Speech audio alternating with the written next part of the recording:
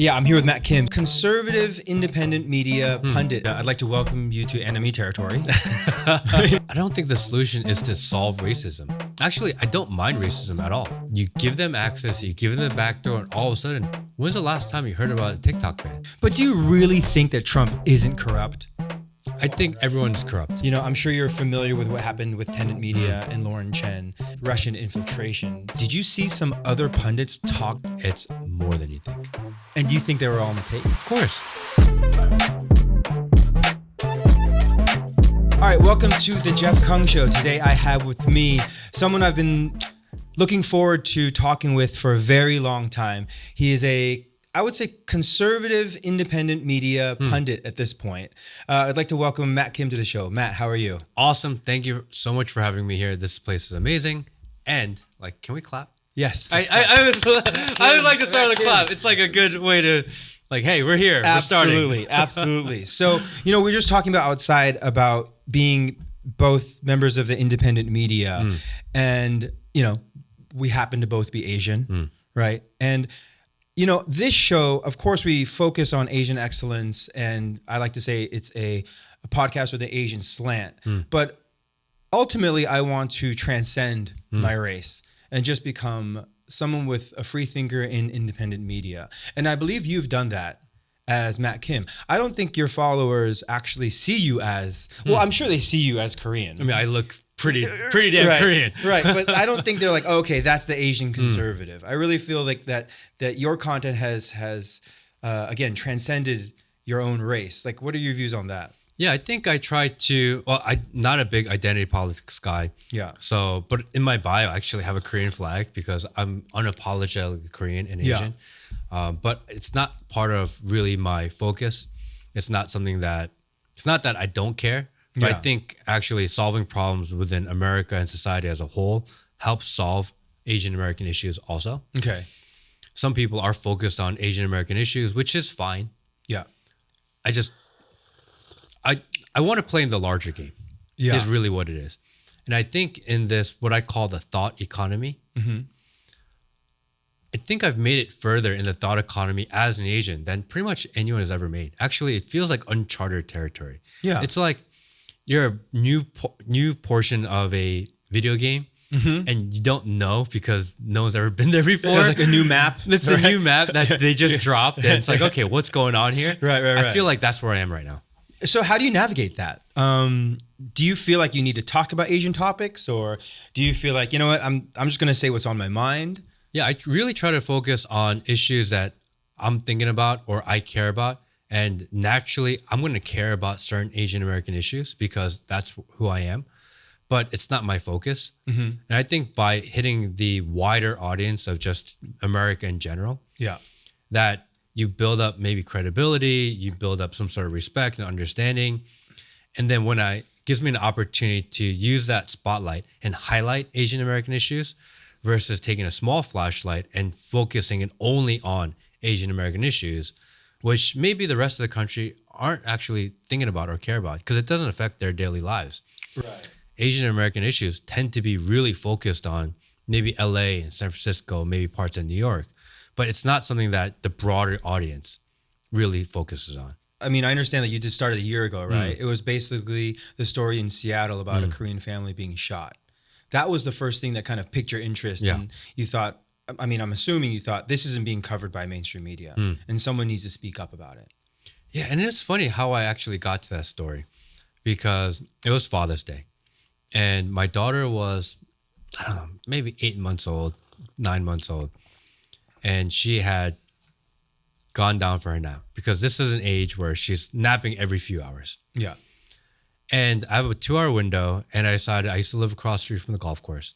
So I decided I'm going to go to the golf course. I'm just going to go hang out at the golf course for a couple hours and I'll come back when she wakes up. I got to the bar and in the bar, on one side of the bar were these younger generation of dads. It's Father's Day. And I'm here because it's my day. I get to be away. I'm going to get really drunk. And I don't care because it's Father's Day. It's my day. That's one side of the bar. Yeah. On the other side of the bar were the older generation, 50, 60, 70 years old. And they're all getting drunk because they're sad. because on Father's Day, their kids didn't want to come hang out with them. And I saw immediately that circle of life.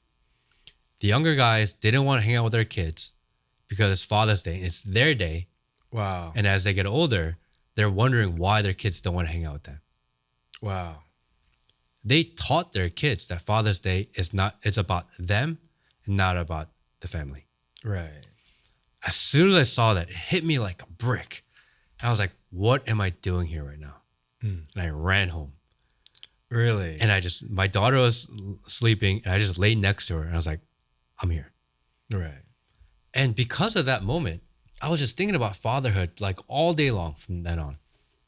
I couldn't stop thinking about it because it was like this sadness that I felt from the older generation. Like, I don't want to be there where my kids don't want to hang out with me.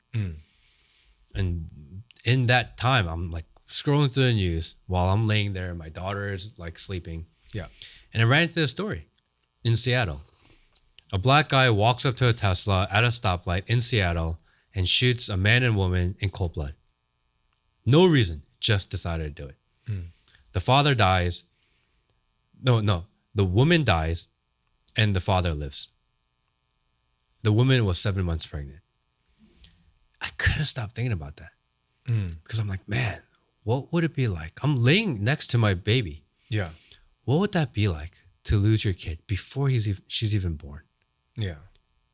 And I couldn't stop thinking about it. And I decided for the first time ever, I'm going to make my own talking head video where I'm highlighting a story.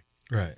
And I don't even think it was the fact that she was Asian. It just happened to be that it was a Korean American couple that this happened to. Maybe it got me relating to it a little bit more. Okay. But it wasn't the issue. It was really just about fatherhood. Yeah. What would happen if someone took that away from me?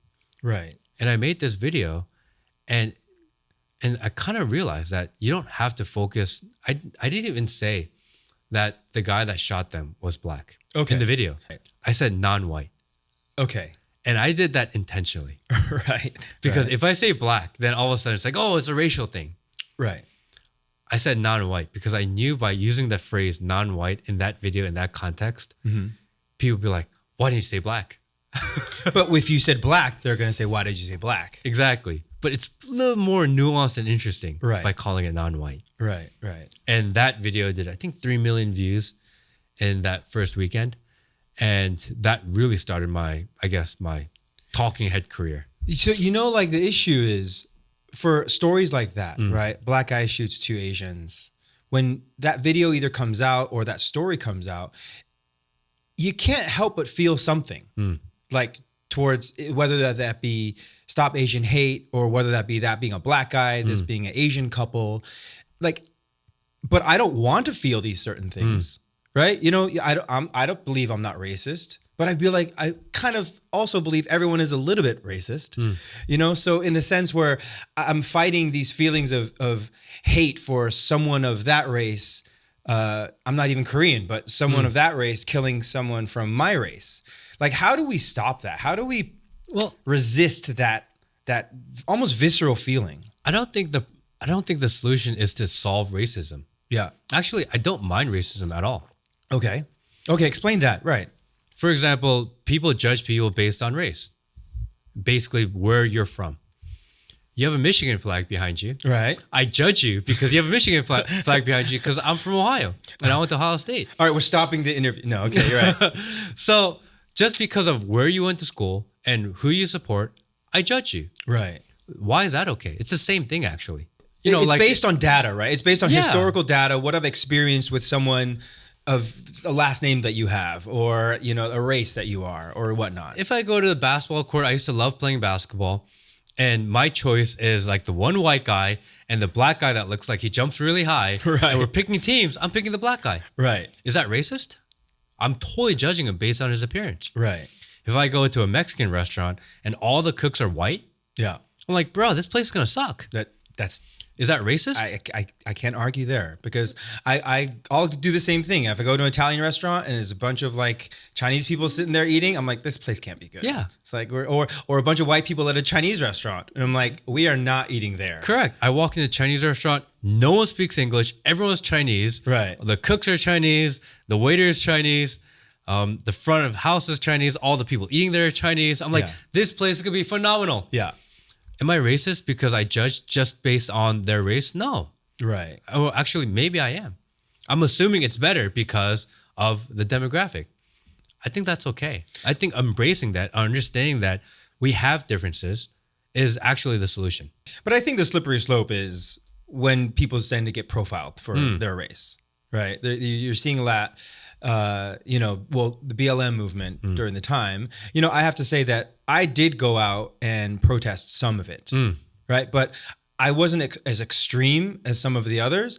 I felt that there was a certain level of police brutality in that instance where I felt was unfair, unjust. But I didn't go as far as defund the police. Like, I think that all police are bad. Now, I think my views on this subject are somewhere in the middle of the spectrum because do I feel like there's bad apples? Definitely, yes, I do. But do I feel like the solution is to defund the police? I actually feel the opposite. I feel that we need to fund them more. I feel like the people who are in police work need to be paid more, and we need to attract more smart individuals to become agents of law enforcement. What are your views on the BLM movement and everything that transpired during COVID? So the BLM movement was wild. Yeah. Because it was a lot of people protesting the street, a lot of girls standing on cop cars twerking. Right. And right? Okay. And the reality is that most of those people that were making those viral videos, fighting with the police or standing on the cop cars, they weren't doing it because they felt there was a social injustice. Most of them were doing it because they were hoping to go viral.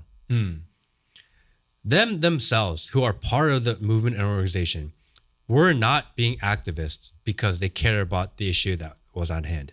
They were doing it because they were hoping to get as many clicks and views as possible because we live in a clicks and views economy, and the risk reward profile wasn't there. Meaning I could either twerk on this cop car and maybe I'll get a slap on the wrist, which is what they all got.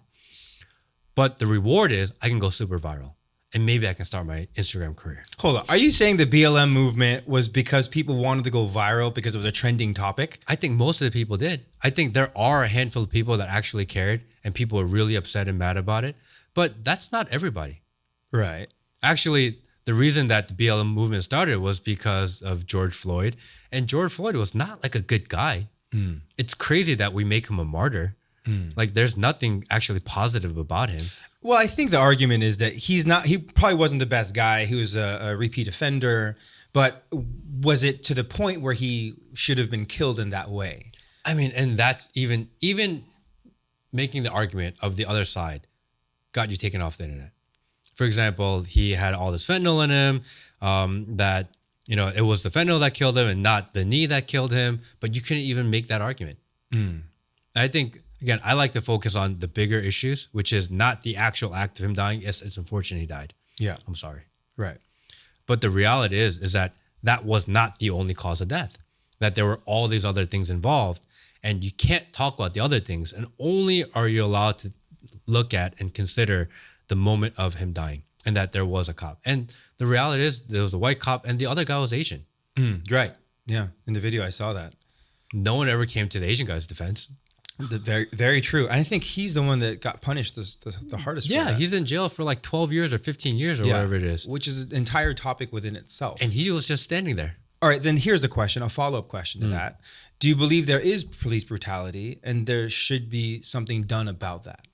I think that being a police in the United States is a really tough job. Right. Especially within the cities. Actually, just yesterday, I was with some of the Asian American police that are LAPD. I spent the day with them. And they took me around Skid Row. And I was at Central Precinct. And around Central Precinct in LA, downtown LA, is all these homeless encampments right outside their main door. Yeah, I know where it is. Yep. It's a really bad area. And I asked them, why don't you get rid of them? It's really, how am I feeling? Why should I be fearful going to the police station in LA? And they said, we used to do these sweeps where we'd get rid of them and move them out of the way because they are a nuisance. The problem is that the ACLU stepped in and they said, hey, you can't say that just because they're homeless doesn't mean that the property doesn't belong to them. You can't move it out of the way. And now there's an injunction where the police can't move the homeless encampments. Right, because it's private property. Private property. They say these are their dwellings. Right. It's ridiculous. Yes. I agree with you completely. The police themselves are handcuffed. And there's so much concern that if you are a cop and you make the wrong decision, that you can be prosecuted, that you can get in trouble. Actually, the cops are more scared of the population than the population is scared of the cops. But I'll bring up the case of Yong, and I'd love to get your thoughts on that, because it was a mental health issue that was called in by the parents. Are you familiar with this case? Not. So the two parents, I think they're Korean, they had a child who was bipolar. And the evening before the call, the incident, he was hearing voices, demons in his head. The parents didn't know what to do, so the following morning, they called the Department of Mental Health. And they sent over one of their staff to assess the situation. And after, according to their lawyer, under 3 minutes, the Department of Mental Health called in the police for help because they determined that Yong was a threat to himself and to others. So once the police came, they opened the door with the father's key, right, to open the door. And in it, he was wielding a knife. And when they said, they barged in, they said, hey, put your hands up, put the knife down, probably in a loud manner, put his hands up. And then he started walking towards one of the police officers. And within 10 seconds, he was shot dead on the scene. And right now, there's been a large movement, obviously from his family, to say that, why did you do that? We called you for help. This was a mental health issue. And you used excessive force and lethal force when it was unnecessary. So in this type of situation, although I'm just describing it to you now, do you feel that the police had the right to shoot, or there was some type of overreaction that needs to be disciplined? I think it's really tough for police. You have a split second to make a decision. Yeah. I think not all police, because there are bad apples, like you mentioned, in every part of the organization. I think as a whole, they want to do what the right decision is. And if they feel like they're the threat and they use lethal force, I mean, I would say, why does that kid have a knife? What were the parents doing that they allowed him, if they felt like there was a danger and they felt like he has a problem and he's known to have a problem, he or she, I'm sorry if I messed that up. Both, yeah. Why is he allowed access to a knife? Where were the parents in this? I know that we like to blame the police and we like to blame establishment, we like to blame society for a lot of the problems, and that their job is to fix them. I think a lot of it goes back to the parents. Yeah. They complain about it now because they had to call in mental health and police for help. But what were they doing leading up to that moment? I think it's so easy to blame the action after it's happened, but that was one moment. What was going on for 20 years or 15 years before that it became this situation? And I think a lot of times, even me as a parent, we like to think that, like, for example, with the schools, we try to blame the school system for indoctrinating our kids. Actually, it's your job as a parent to educate your children properly. Right. Thinking that the school system is teaching your children and that they're responsible for teaching your children actually is wrong. It's your responsibility to teach your children. It's your responsibility to teach them the difference between what to learn, what not to learn. And I get it. Oh, we're busy. But it doesn't matter if you're busy. But I feel like, in these situations, I tend to agree with you that police have a difficult job. And in that split second, it's really difficult for them to make the right decision sometimes, especially when they feel like their own lives are being threatened, right? But to those who feel differently about this specific case, because, for example, they ask, why didn't he get tasered, right? Why did they have to use lethal force? Why wasn't there any compassion in the moment? And, when the parents are looking for a mental health call. They're not calling the actual police, right? They're calling the Department of Mental Health, who then called the police to come in. Was there a breakdown of the system, and would there need to be a change in that protocol? Yeah, I mean, the system itself is broken. I think most people agree that institutions across the board have failed us. I think there probably was, and again, I haven't seen the video, Sure. and I don't know if there is a video. There is a video, and you can clearly see that he had a knife. So, and then it was released by the police. So on that body cam footage, you could clearly see he had a knife. And he clearly walked He towards was them. clearly walking towards them. See, that's really great then. I know. I Yeah. get why that would be controversial in all aspects on both sides, because obviously you don't want to shoot a kid that, lethal force is always tricky. Yeah. At the same time, if you have a knife, don't walk towards the cops. But I don't know if you have, but have you ever had an encounter with police? Because as much as I agree with you about certain things, the more and more people I talk to who do have constant encounters with the police always have a different viewpoint, or always are telling a different story. I had P. Thrizzle in here, who was the first Asian gang member of Piru in Inglewood. Obviously, he has a different view on police.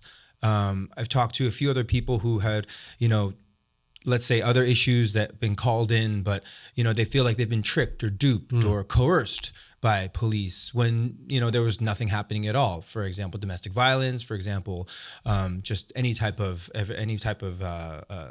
traffic violation or whatnot, and they feel like, oh, I was being pushed into making some type of confession or incriminating myself. But yeah, I'm just wondering, have you ever encountered anything with police? Well, I mean, any encounter I've ever had with police, I try to be respectful. I try to be smart about it. I understand that they have to make decisions very quickly. Yeah. And I don't want to give them a reason to, because I'm not doing anything wrong. Right. If I'm not doing anything wrong, like, you actually shouldn't worry. Right. Okay. If you are living a gray lifestyle and you're worried, like, maybe you should clean up your lifestyle. Okay. That's really it, right? But we talked about this as well earlier, right? Like, as you said, people break laws all the time that we don't even know. Correct. Right. And sometimes it's up to the law official or whoever's enforcing that law to determine if they want to enforce that law. And the role of the police is to arrest and gather evidence. Whether or not they make a deal, whether or not they prosecute, these are typically district attorneys. These are elected officials. Right. So if you have a problem with being coerced, actually, it's not the police that are hired to do the job. It's actually the people you elect. Right. Okay. So if there's a problem with the way the system works and that the judicial system works, most of these people that are targeting you or going after you or making these bad deals with you, you actually elected for them or didn't elect them and you allowed them to be in office. So you're actually focused on the wrong place. People who may said, oh, we were coerced to making this deal. Well, that wasn't the cops. That was the people you elected to make that decision. Right. So you actually need to pay attention to your local politics. Well, I think the police is like an extension of the government also, in a sense where it's like a bureaucracy, right? They have a job, they have quotas, they have KPIs, just like every other job does. And when they do go out and make an arrest or do something, that they're spending their time to go do something. And if they just come back and say, oh, that was nothing, I didn't have to write a police report or something, maybe their chief or their boss goes, why did you even go in the first place? So in order to justify the time that they go to spend on something, they need to have something to bring back. They have to check off some checkbox. And I feel like that's somewhat of the issue that we have, that, being anything in public service now is maybe similar to what you and I believe as being, too much government. Or too much oversight, or an inefficiency of the bureaucracy. Yeah, I'm like extremely pro police because I think they are necessary. Yeah. I think if this was 5 years ago or 6 years ago, before I really thought about these issues, I would think, oh yeah, damn the police. Right.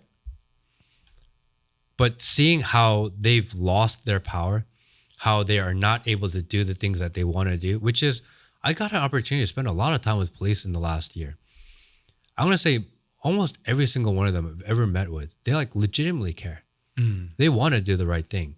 They are held hostage by the system above them that forbids them to do certain things. For example, during BLM in New York, I have a lot of friends who are on the force in NYPD. they said that people were just quitting. They were all taking the early retirement, that they were told by the people above them that don't run red lights to stop crime. Your job isn't to stop crime anymore. Your job is to get there after the crime has been committed and just report. Okay, that seems like goes against the principles of having a police, right? The BLM created so much social strife that they didn't want to get in there and get into a bad situation. So as we vilify police, you're preventing them from doing their job. And then there's an increase in crime, there's increase in violence. Well, yeah. Right. Because you're not letting them do their job. So I get it that sometimes something may go wrong, and that's really unfortunate. My heart goes out to this family that has lost their son. As a father, that would really piss me off. At the same time, you can't handcuff the police. Right. They're necessary because the reality is that there are a lot of bad people in society. Right. And either you are a little extra aggressive, meaning you stop more crime, but you make some mistakes, or you are really lax and you allow more crime. And that's kind of what happened here in LA. Right. LA, there's crime everywhere. There's homelessness everywhere. There's drug use everywhere. It's kind of a shit show. Well, I was just about to ask you that because it's going to our next topic, right? I know you're from Atlanta, and I'd like to welcome you to enemy territory. We're recording in Hollywood right now. You know what I mean? In California, and as like I said, as someone like me who is center right, I get in a lot of heated arguments, discussions with a lot of my family members in Hollywood, San Francisco, LA at large. Now, why do you think California is so demonized? And have you seen anything this trip that affirms or denies what you've thought of or what the conservative media looks at about California? So people in the rest of the country think LA and California as a whole is so blue. Right. That it is lost and it is unsavable. Okay, right. Even in San Francisco, walking around and like going to restaurants or wherever the hotel I was, people were coming up and saying, Matt, like, love what you do. Can't believe you're here. Like, be safe. It is not 100% blue in LA. It's like 60%. Meaning that maybe a Republican or conservative may not win an election, but it doesn't mean that everyone is gone. Right. There's actually a huge community of people that have conservative values. And it's not even about politics. It's about where your values align. So it's not that LA is completely left. It's just that that's what's highlighted. I think the conservative side should spend more time in LA, actually. Okay. I think if you're a Trump fan, I think President Trump should have spent more time in California. Because maybe you can't win California, but a lot of society and a lot of media starts in California. I think it would have been a really smart move to spend more time here because those ideas do spread east. Well, people fail to recognize Ronald Reagan was the governor of California. Correct. And he's basically the messiah of Republican Party for the past 20, 30 years.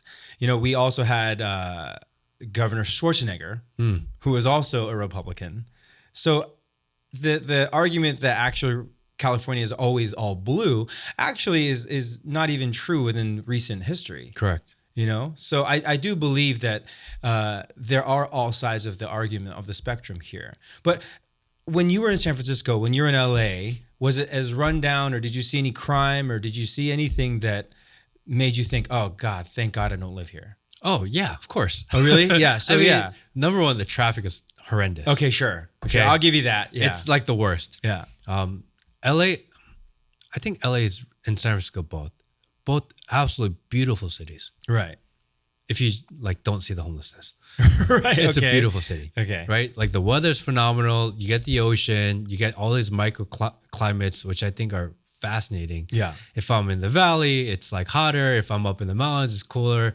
And you can shift 20 degrees depending on 10 miles. It's a beautiful state, right? Beautiful. Yeah. It's just sad.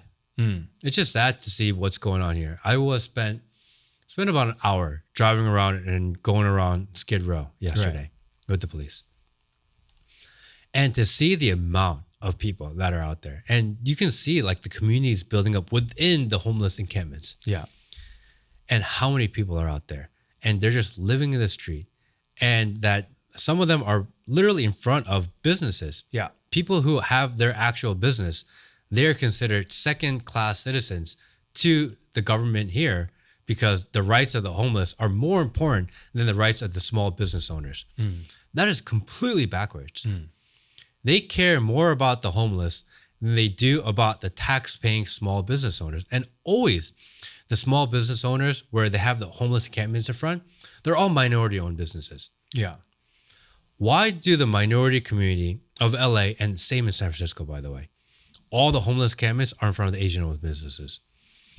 Why do all the minority groups of LA and San Francisco vote for the Democratic policies when they are considered second-class citizens to the homeless? Yeah, that's happened to my friend Chino Yang in San Francisco. I think I told you about the story. He has this restaurant called Kung Food, and he was hit up. That's a great name, by the way. Yeah, Kung Food, right? That's a phenomenal name. He got hit up 7 times by different criminals, and he got zero help from the police or from the government, probably because, like you said, the police were handcuffed, and there's there's not much we can do about petty crime nowadays. So he wrote a song criticizing the mayor, London Breed, and all of a sudden the NAACP came down on him with a ton of bricks and said, "You're being racist towards our mayor, and you better take this song down, or we're going to boycott your restaurant." And instead of trying to help this independent business owner, they tried to threaten him by limiting his freedom of speech and telling him, "You know what, you got to take this down." And it's really saddens me that, like you said, homeless people have more rights than business owners or even just individuals tax-paying individuals in our society. Now, I know you did a walk around with one of the candidates for, is it for mayor or is Bruce? Bruce Lowe is running for Congress, and he's running up against Nancy Pelosi. Nancy Pelosi, right? Okay, I know you love her. Who wouldn't, right? Nancy Pelosi is literally the worst politician in the history of all America, by the way. And anyone disagrees with me, eat a dick. Like, it's factually true. Okay. So, but what's Bruce representing? He's not going to win. Come on. No, he's not going to win because you're going it's to go a up against Democratic Pelosi. stronghold. Yeah. So why is he doing it? I think it's to create a statement. Okay. Number one, to show that it's possible. He actually, so San Francisco and that district, congressional district, is an open primary. So it's not the top Republican against a top Democrat. Okay. It's whoever takes the number 1 and number 2 spot get to go against each other. Yeah. So he beat something like 6 or 7 Democrats in order to become the Republican candidate against Nancy Pelosi, which is fascinating. Right. And he ran on 2 simple things. Don't indoctrinate our children with a lot of these ideologies, and like, we need to protect our streets. Yeah. It's actually basic stuff. I don't know why more people don't vote for that, because that's actually what people care about most. Even coming to LA, going to San Francisco, even talking to Uber drivers. I love taking Ubers when I go to the city because it gives me an opportunity to hear what people are actually thinking about talking about. Ear in the streets type of thing. Yeah, they hear everything. Yeah. And every single Uber driver, I asked them, like, what's the biggest concern here? Everyone says homelessness. Homeless, right? Meth heads on the street. That's what everyone cares about. Yeah.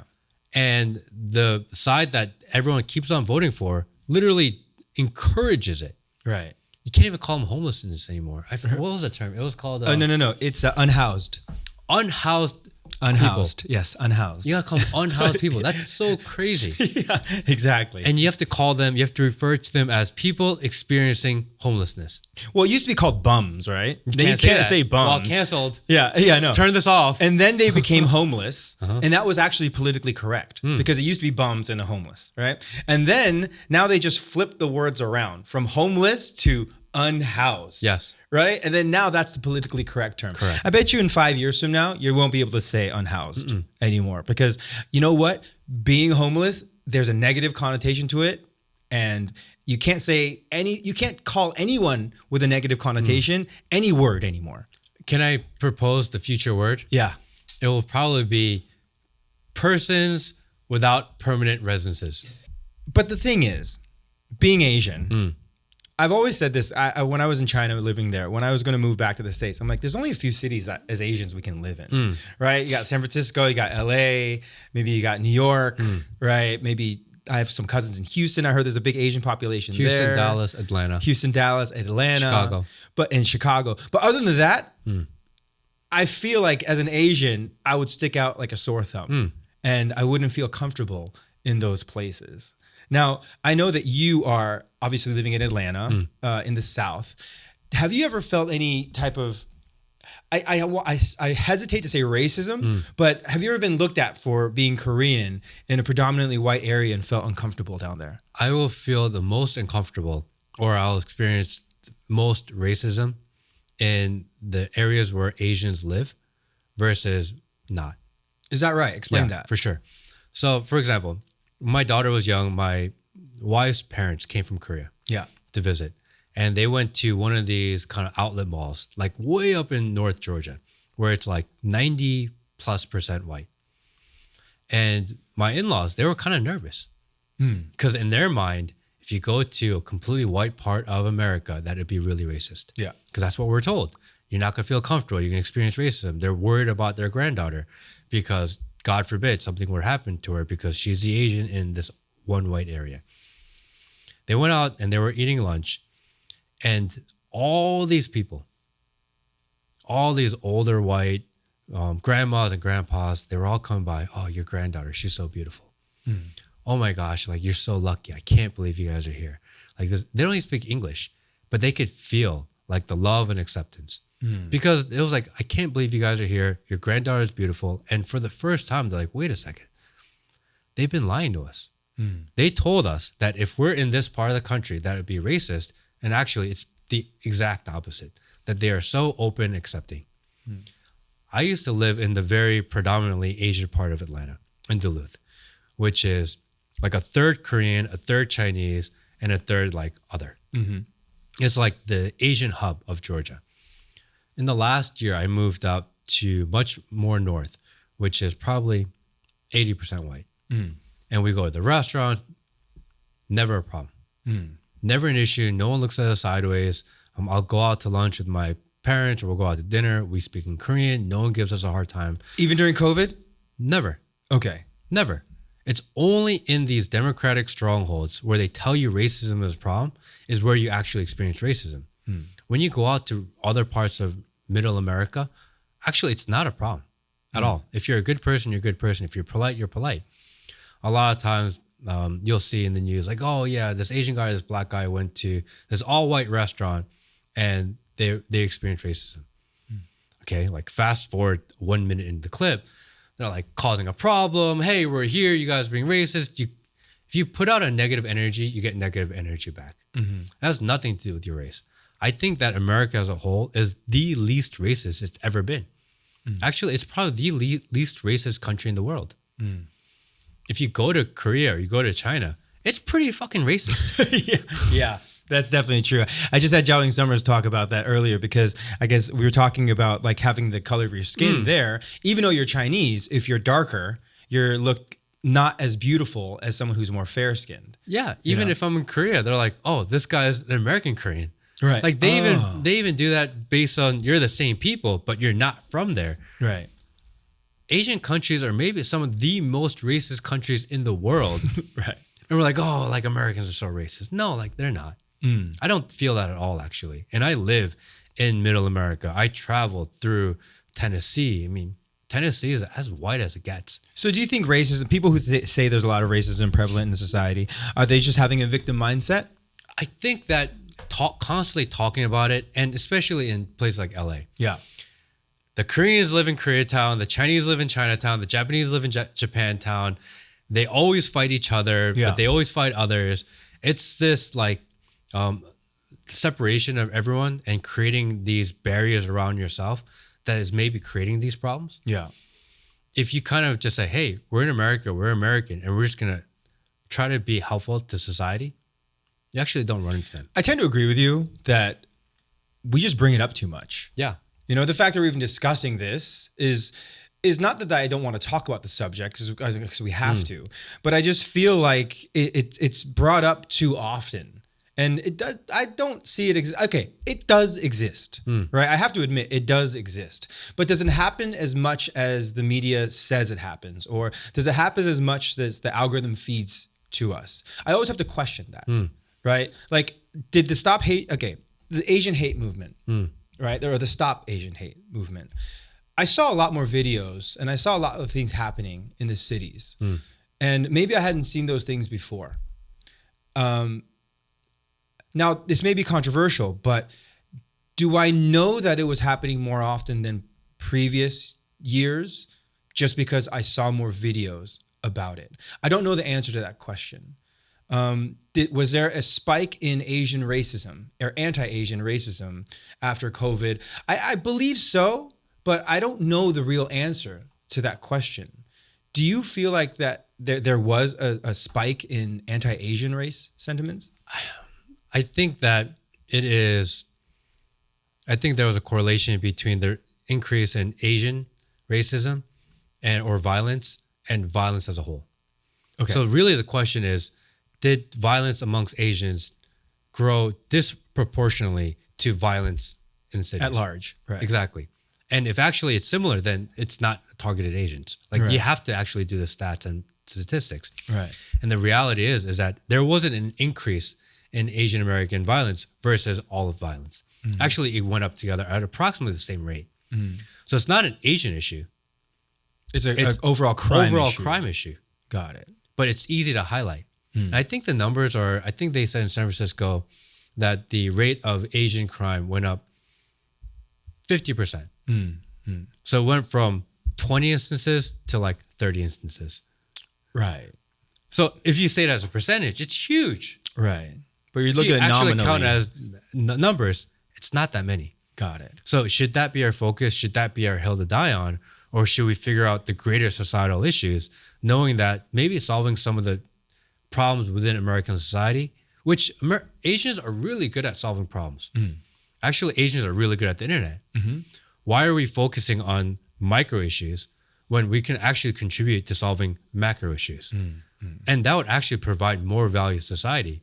And what if instead of the biggest activists within the Asian American community, instead of saying stop Asian hate, what if they help solve larger issues? That actually benefits the Asian American community more, because your voice is not an advocacy for small issues, but for issues as a whole, meaning the rest of America would be like, yeah, we like that idea. Because I think at the end, good ideas win.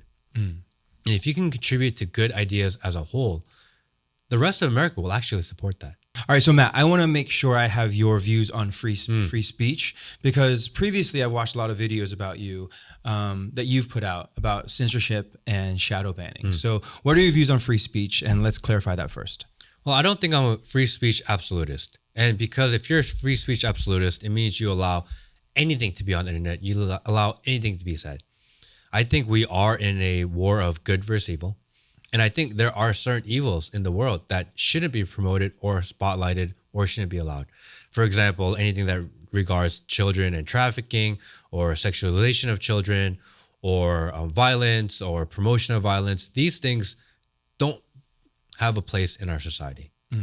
The problem is who decides where that line is. Right. What is good, what is wrong, and how do you decide what's wrong? And that becomes very gray, because it becomes personal preference. There has to be a way to decide systematically within society that this is considered good, this is considered bad. Right. And it's this blurring of this line that I think what people are fighting for when they talk about free speech, it's not whether or not you believe all speech should be allowed. For example, Telegram. Yeah. Telegram was in the news recently because they wanted Pavlov to let the government into the platform in order to figure out what's going on. And some people would argue that they were trying to go after political opponents. Yeah. But their claim was that, no, we're trying to find out who the traffickers are. The problem with this is that Pavlov can see within Telegram and know which bad groups exist. If you want a true free speech platform, actually the only way to solve that is that the owners of the platform can't know what's inside. Right. It's completely encrypted. Completely encrypted with no access in. Right. Because then they can't go after him. They can't be like, hey, give me the names of these people. The problem with that is that then you allow all the evil to have a community and have a way to communicate, and you can't ever stop them. Right. So what are your views on that? Should Telegram exist or should it not? If you want safe, secure communication, you can't know what's in there. Okay. It's really difficult, man. Right. So I'm it glad may be I'm not the one that's making that decision. So maybe a free speech almost may be I don't want to call it a necessary evil, but to be, I believe it's a slippery slope. Yes. Because once you start limiting free speech, then like you said, where is that line? Now, I think everyone can agree you can't yell bomb in an airport, right? You can't just put up, porn on NBC. There are limits to what people should be able to say or see, but it's really difficult when you allow tech companies to become the gatekeepers to what's allowed and what's not allowed, right? You've talked a lot about shadow banning and a lot of different subjects being not okay to speak about in the media. Have you ever felt shadow banned by any of your videos? Oh, I run into all the time. Okay. So there was 1 week, I think it was like 3 months ago, where I got a strike on YouTube, I got banned on TikTok, and I got shadow banned. I think my reach was reduced by 90%. It all happened in the same week. Did you notice it like in your numbers, or for sure. they didn't tell you about it? They didn't say anything. If an Instagram reel does 20,000 views in the first 30 minutes, that's like pretty average. Then all of a sudden I was doing 300 views. It's so obvious. Wow. Right? And what subject were you talking about? I think the video prior to that was something questioning the Israeli-Palestinian war. Mm-hmm. They don't like you questioning war. They really want war. So they don't like you questioning that. But that video got me in trouble on Instagram. I didn't get a strike, didn't get a warning, nothing. It just happened. I questioned something about Biden on TikTok, saying that I don't think he's going to run for president, that actually I don't think he's going to make it to the election. Yeah. Which I ended up being right about, by the way. Right. But I said that, and they deleted that video and they banned me on TikTok. They actually deleted the video. Oh, I think every fourth or fifth video on TikTok gets deleted from me. Who's doing this? It all happened within the same week. Okay. On different videos. Do you think you were being targeted because you're Mad Attack, or do you think just those videos struck a chord with each platform and their advertisers? I think that there's someone within the administration that keeps a list of people that are causing dissent, that are causing problems, and they send an email with a list out to all the platforms, and they all just kind of go after you in their own ways at different times. Because it all happened the same week off of different pieces of content. Right. So it wasn't the content that got me in trouble. It was someone said, Matt needs to be stopped. And somehow I got very fortunate. There were people within tech, within government that saw that this was happening. I complained about it a little bit, and they actually put me back. Wow. So someone stepped in and got me my TikTok account back. Someone stepped in and got me my account on Instagram back. They said, oh yeah, we see the problem. Write us an email with all the problems that you're considering. They said next time that they called Facebook and they said, next time we do a congressional hearing and Facebook comes in, we're going to use Matt's account as proof, as a case study that you guys are shadow banning creators. And 12 hours later, my account was back normal. On all platforms? All platforms. Even YouTube, who gave me a strike, they removed their strike. What we learned from Elon Musk and the Twitter files, that social media companies are working lock in step with the government. In your experience, is relatively true. Oh, it's 100% true. They're attacking TikTok right now as an arm of the Chinese government. Yet they also have their tentacles inside that company as well. TikTok is a really interesting one. Yeah. Because they say they're stealing all the data and they're selling it to the CCP, or they're giving it to CCP. Number one, every single social media company, every single tech company, every single cell phone provider, every single cable provider, everyone collects your data and they sell it on the same marketplace as everybody else. Right, exactly. Your data is not safe and is for sale, and it's for sale on pennies of the dollar. This is just true across the board. It doesn't matter which platform you use. Everybody does it. But they said that TikTok is a branch of the CCP and they're going to do this and whatever else. They're going to ban TikTok. What they really wanted was they want access to the data. Do you know what the number one platform for a person to become from a liberal to conservative is? It's TikTok. Most people switch sides on TikTok. Do you know which platform is the highest percentage pro-Trump of any single platform, including X, including YouTube, including Instagram, including TikTok. Trump is actually winning on TikTok more than any other platform, which people don't realize that. So it's more of a targeted thing, I believe. Right. And they want the data. They want to know why, what's trending, what the algorithm is doing, what people are talking about, what people are thinking. And they had an opportunity to get all that data. They bring them in, they say, we're going to ban you. You got to give us backdoor access. TikTok has recently hired something like 25 former CIA and NSA agents. Oh, so they're playing the game then. You give them access, you give them the backdoor, and all of a sudden, when's the last time you heard about a TikTok ban? I was just about to say, the TikTok, we talked about this earlier, is out of the news. It's not part of the narrative anymore right now. Nobody cares about TikTok ban anymore because the government now has backdoor access. Right. Well, it's funny. My views on TikTok are a bit different because I lived in China for such a long time. I lived there for about 20 years. And they have a version called Douyin, right? And there's the TikTok version here. And you see, probably about a year ago, the narrative was the Chinese government has two differences of TikTok because one is trying to brainwash our kids and one is trying to teach engineering to Chinese kids, right?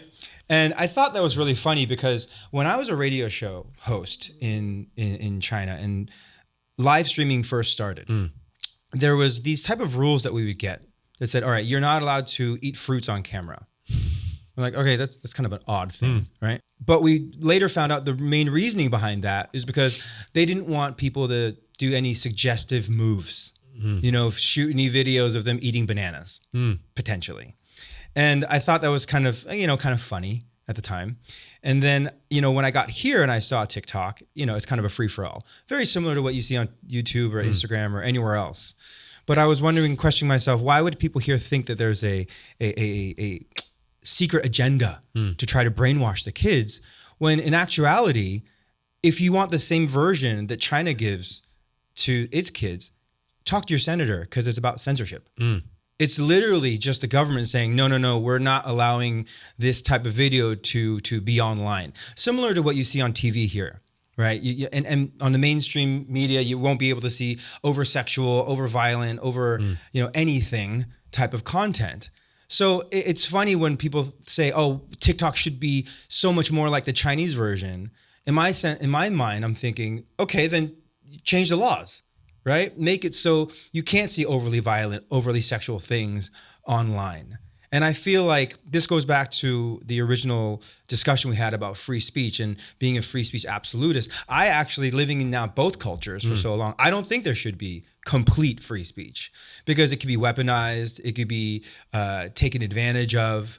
We were talking about that earlier with independent media and tenant media and these type of things. It can actually be used against us. Right? Governments can take advantage of our free speech laws to then try to push their propaganda onto us. So where do you feel like how do we prevent ourselves from becoming victims of that type of world?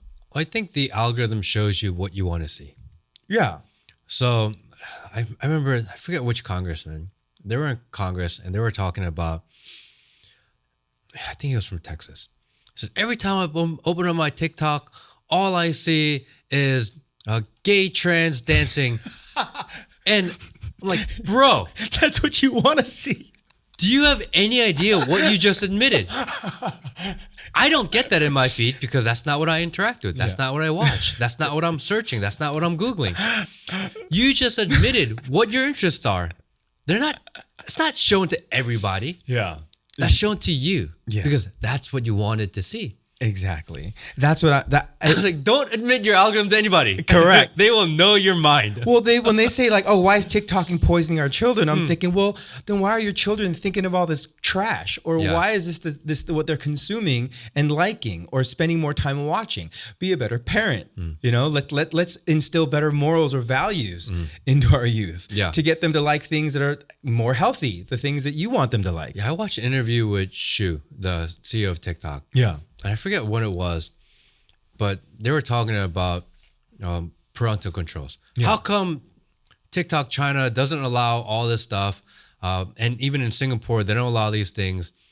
But in the United States, they're able to watch this. And he said, the parental controls for you to be able to do all this exists. Actually, TikTok has one of the largest set of parental controls of any social media platform. Essentially said, you as parents are just too lazy to use them. Right. The tools are given to you to control what your kids see. Most parents don't want to go out of their way to either A, learn or give in to their kids saying, no, I have to see this.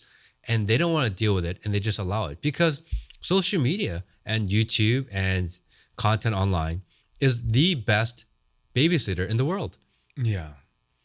I can just give my kids a tablet, let them watch whatever they want. I don't have to deal with them.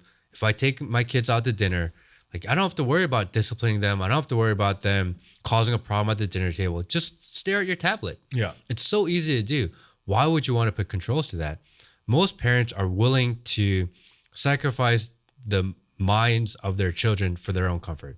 I find that really sad because, first of all, when I was growing up, my parents did not let me have a TV in my bedroom. And I had certain hours that I was able to watch TV. You get 1 hour of TV, 2 hours of TV after school, and then you got to go, I don't know, ride your bike or do your homework or have dinner with the family as a unit and discuss what happened during the day. But I feel like now, dude, this iPad, you could watch anything. And us growing up, we only had like 10 channels, when it went to 40 channels, like, oh, that's amazing. But now you can watch literally anything you want. And it's literally like it's like a drug to a lot of these kids, especially now you scroll. It's just like us clicking back in the day. Remember we used to like channel surf? Yes. Now TikTok is flip, flip, flip, flip, flip. But it's like 3-second, 30-second clip surfing that we get. And it's actually created to get you addicted, right? It's created to cause this dopamine hit in you. And for someone who's like 5 or 6 years old who doesn't understand that, it's pretty scary, the control that they can have over these children. And the fact that parents, I actually think they're aware of it. They just don't care because, like you said, out of their own convenience or out of the necessity for themselves to be scrolling or in their phone, they just give their kid their phone. Like, how do you handle social media and devices with your kid? Well, my daughter is allowed no screen time. Really? No screen time at all. The only screen time she's allowed is if she FaceTimes with grandma, or if we go to the zoo, or we like to go to the safari, we like to go feed the giraffe. Yeah. Then she's allowed to watch the videos that we took from that day, right? Okay. Of like us. That is the only screen time she gets. No TV, no cartoons, nothing. Really? None. So no TV, no Disney, no nothing like that. Okay. Books, that's it. Books, puzzles, toys, that's the only thing that she'll allowed. Or be outside and play with it. Right. That's a very conscious choice. It's not easy. Actually, it's very difficult to raise your kid that way because it means, God forbid, you spend more time with your kid. Right.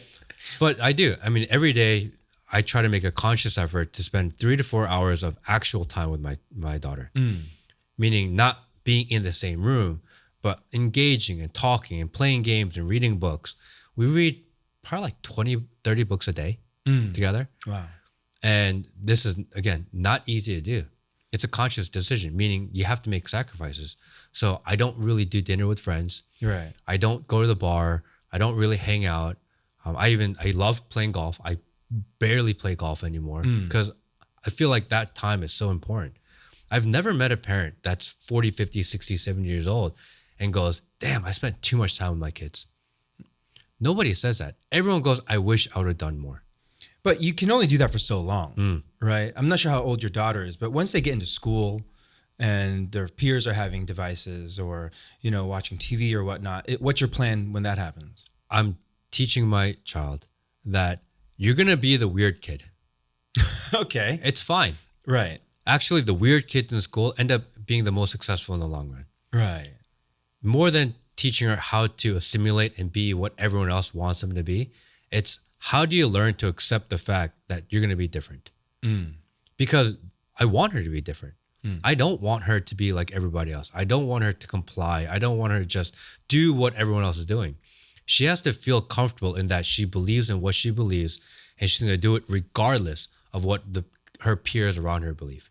Right. So I'm teaching her, it's okay to be the weird kid. Be the weird kid. That's fine. Is part of the reason that you're limiting device or screen time from her because you are fundamentally against what she'll be watching on those screens? I think critical thinking is the most important asset that a person can have. Right. Decide for yourself. Think for yourself. Think of your own solutions. Think past the mainstream narrative or whatever you're told. Think past the institutional brainwashing that we face in pretty much every aspect of society. Right. And by getting her away from the devices, it forces her to come to her own decisions. Because this goes back to the concept of free speech that we're talking about, right? So I'm not saying we're both free speech absolutists, but I believe that you and I are more libertarian in the sense where we believe that we should have our own agency on things that can be said and spread.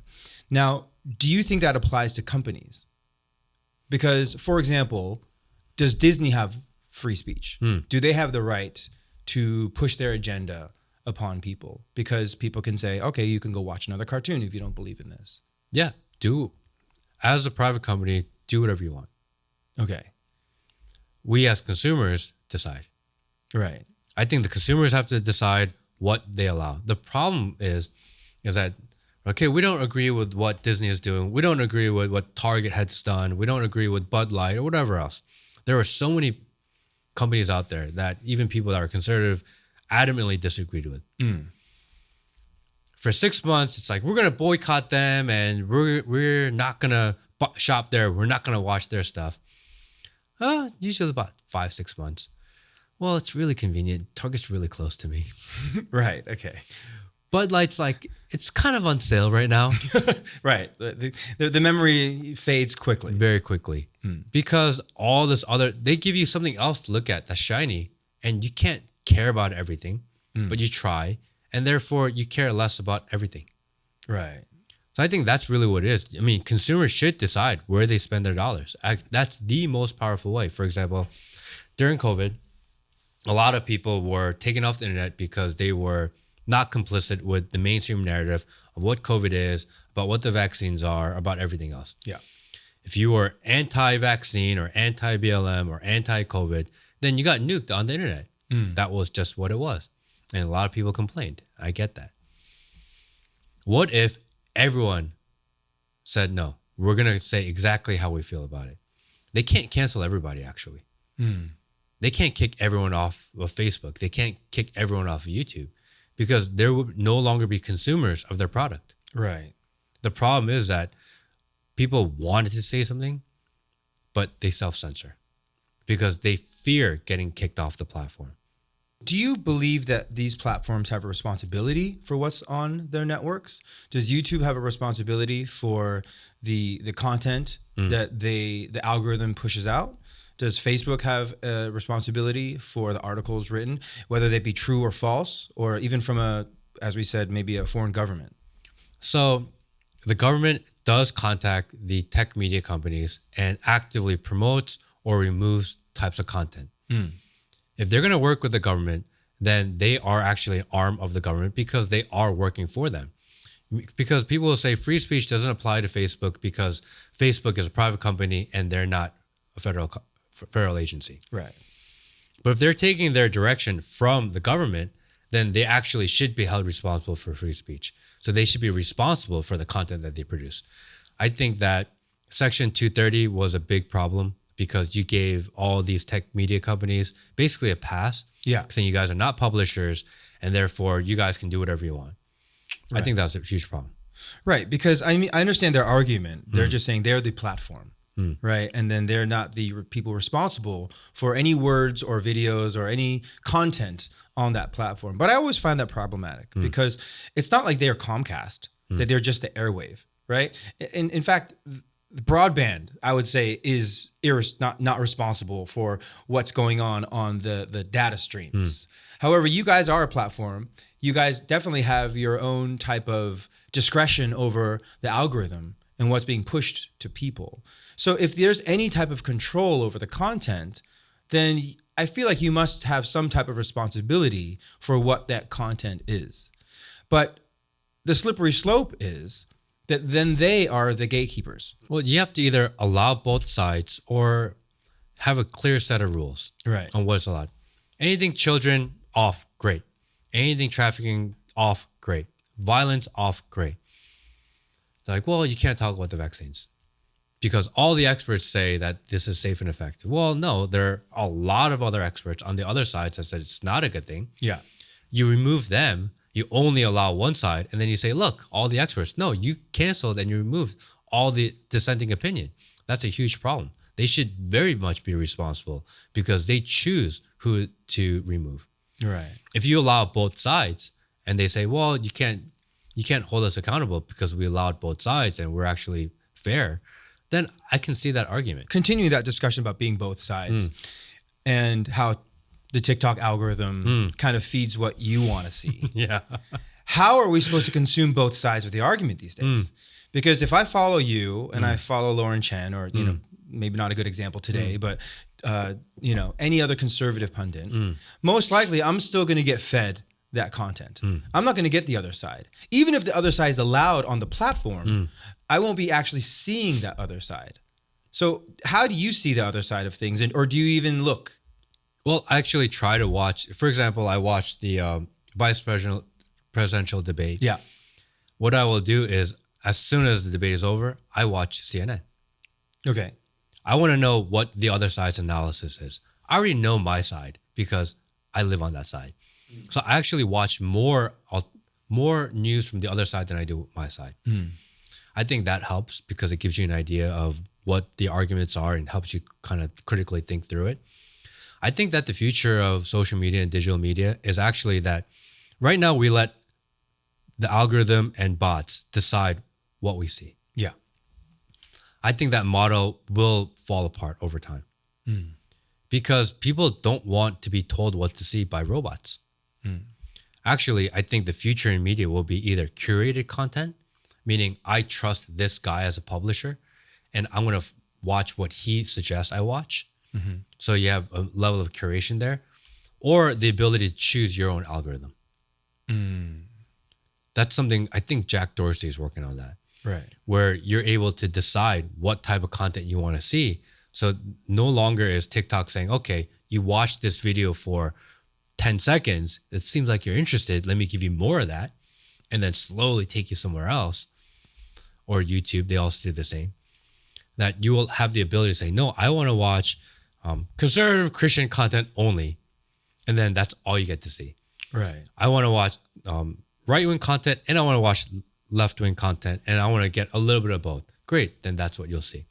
I think the future is being able to curate your own algorithm or find a curator. But do you think that the algorithms should not be self-controlled, but maybe, now I'm not saying I agree with this, but maybe it should be looked at the same way that election laws have with mainstream media, where theoretically, on the ethical stand, both sides get equal time.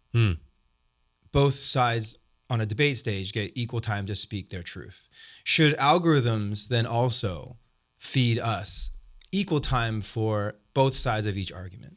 Well, the debate is not equal time. Okay. Because if you watch the presidential debate, it was Trump versus Kamala versus the two moderators. Right. Okay, right. So it's 3-1. Okay. It was not fair. It's not even. So I don't think anything in life is fair or even. Right? It's just a matter of understanding what the game is, understanding what the rules are, and being able to navigate them. Right? It's the idea that we started with, which is that we're told that there is a meritocracy, which is absolutely not true. There's no meritocracy in society, and that understanding the rules of the game is actually more important. Right. So I don't think that the algorithm should be fair. I think you just should be able to know what the algorithm is and be able to choose it. Being aware of what's going on and making choices based on that knowledge. Correct. Because most people have no idea how the algorithms work. Right. And that each platform has a different algorithm. You know, most people decide which social media platform that they live in. Yeah. Right? The people on Instagram live on Instagram. People on TikTok live on TikTok. People on YouTube live on YouTube. People on X live on X.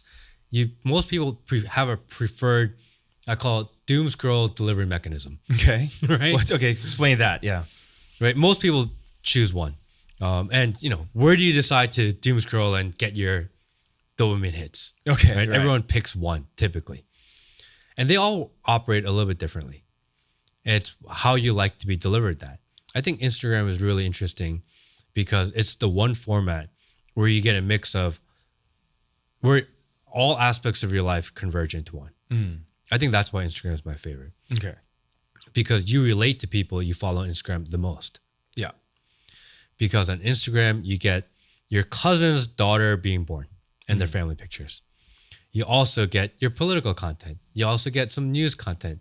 If you like guns or whatever your hobby is or sports, you get that content also. You get all of that mixed in one. Right. On TikTok, the algorithm 100% decides what you watch. Right. It doesn't matter who you follow at all. Correct. Yes. It feeds you any content from people you don't even know.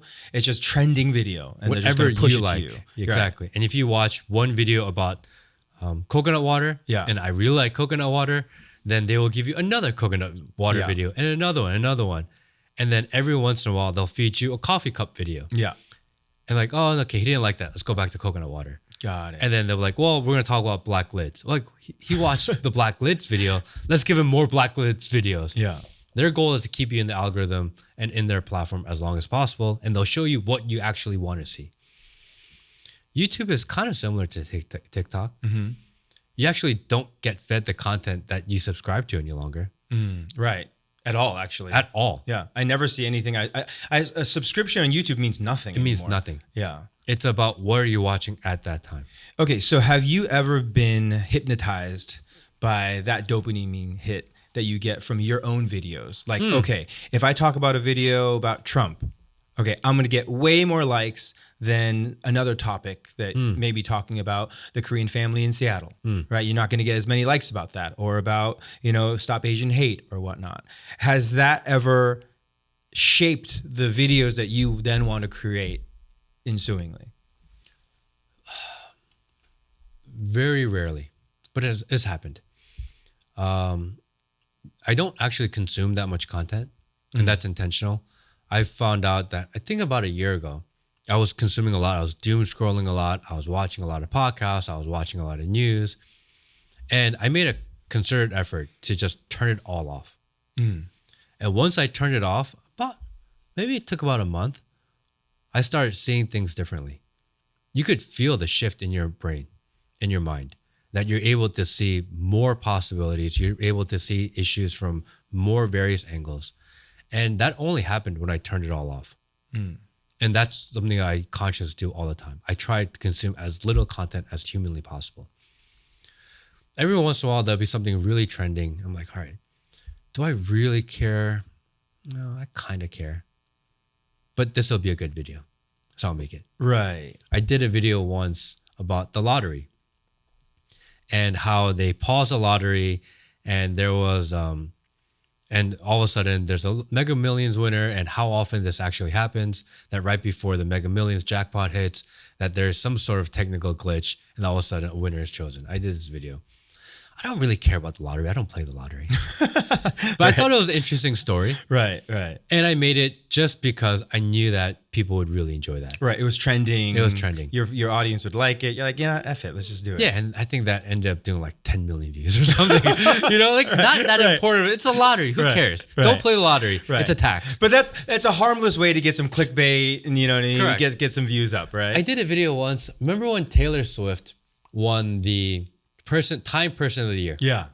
I made a video. I said, congratulations, Taylor Swift. You are now Time Person of the Year. Right. And I talked about that. And I made a comment of how she looks, how there's a striking resemblance between Taylor Swift and the high priestess of the Satanic Church.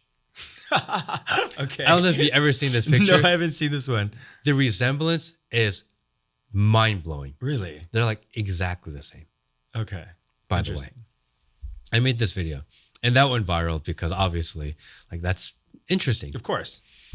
TikTok deleted that video, by the way. Okay. I don't know why.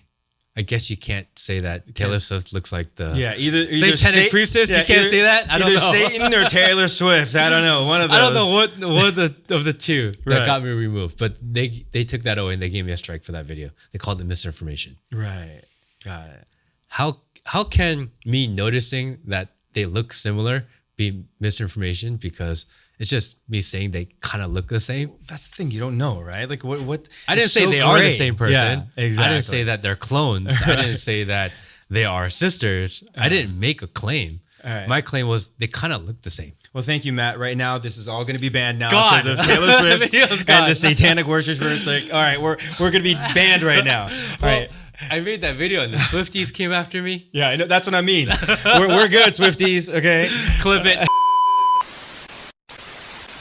Yeah, I'm here with Matt Kim. So we, as independent media members, I'm sure you're familiar with what happened with Tenant Media and Lauren Chen and Russian infiltration to the conservative media space. So when that news broke out, what did you feel? What did you think? And also being from the conservative media space, how did that affect you? Well, I think people think that Russians have infiltrated conservative media, and that's a big problem. That's was a story everywhere. Right. First, you have to realize that Lauren Chen and Tenant Media were not the ones being indicted. Okay. The Russians were indicted. And that's intentional. Because if they indict Lauren Chen, then they have to do discovery and they have to give all the evidence of what happened and how they got the information. They don't want to do that. They just want to have the news in the cycle. Actually, the most interesting thing about this, and I've never talked about this before, the most interesting thing about this story is the U.S. attorney. Okay. So the U.S. attorney behind the indictment of Lauren Chen and Tenant Media is a guy named Damian Williams. Okay. U.S. attorney, Southern District, New York. Not many people ever talk about or consider him. He has a history of targeting minorities. Is that right? He does. So he came up through. He went to Yale Law School. He is a Paul Soros and Daisy Soros scholarship winner.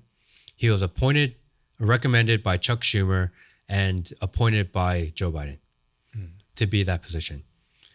In doing so, he's gone after Lauren Chen, who is the Asian conservative. Yep.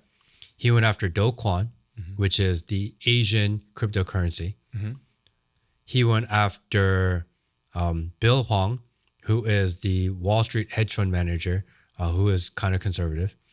He went after Eric Adams, who is the black kind of mayor, becoming a little bit conservative mayor of New York City.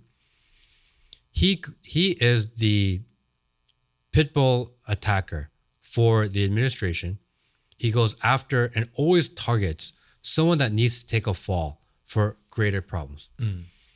People say, for example, in the Bill Hwang story, they say, oh, Wall Street is so corrupt, they're short selling and they're manipulating the market. Right. They all do that. Right. All the hedge funds do that. Sure.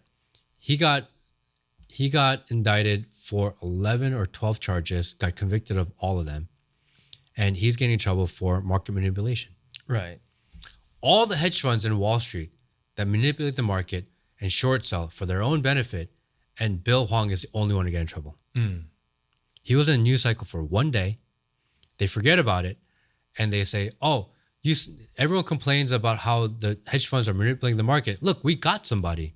And by the way, the person we got was the Asian guy. But no one cares about that. But is your argument that they're attacking Lauren Chen not because she took the money, but because she's Asian?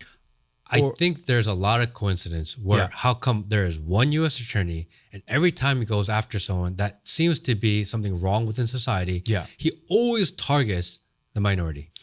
Does that mean people taking Russian money is okay? Because everyone does it anyways. Well, so why did you go after Lauren Chen? Is that what you're trying to say?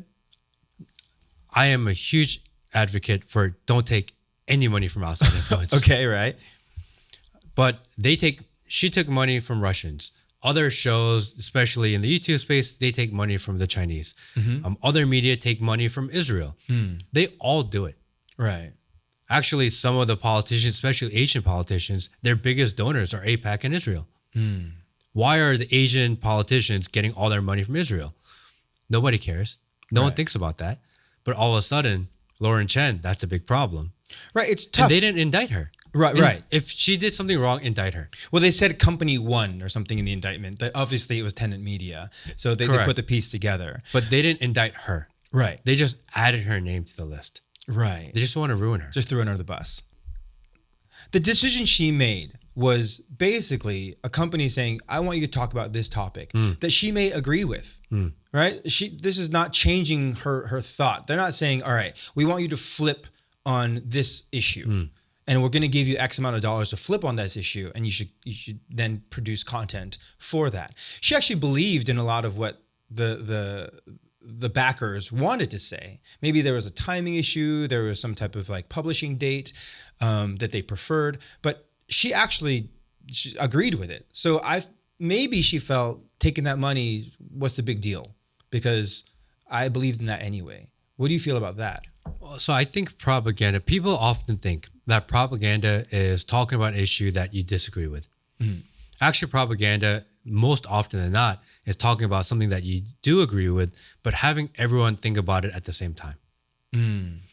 So I've had this happen many times to me where they will say, hey, Matt, can you talk about a certain issue? Right. It comes in form of email, text message, phone call, Zoom call request, whatever it is. They say, Matt, can you talk about a certain issue? Right. Walk me through that. So you get an email about something. This is interesting. So you get an email from I don't know who. Random social media marketing company. Oh, okay. It's just like influencer marketing almost. Sure. That type of email. And they say to you, Matt, we love your show. We love your following. We want you to talk about XYZ. How does that work? It's just the same as if it were a brand deal. Hey, I love real cocoa, and this is something that I promote. I like it because I watch it, but they give you the talking points. It is organic, pure coconut water. Right. Right?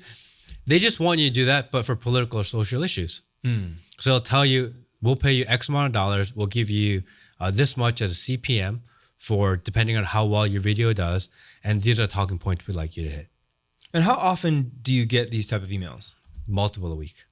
Multiple a week? Multiple a week. Anywhere from $2,000 to $5,000. Sometimes if the issue is important enough, they'll even say, name your price. Do you take any of the deals? I've never taken a deal. You've never taken a deal? Never taken a deal, ever.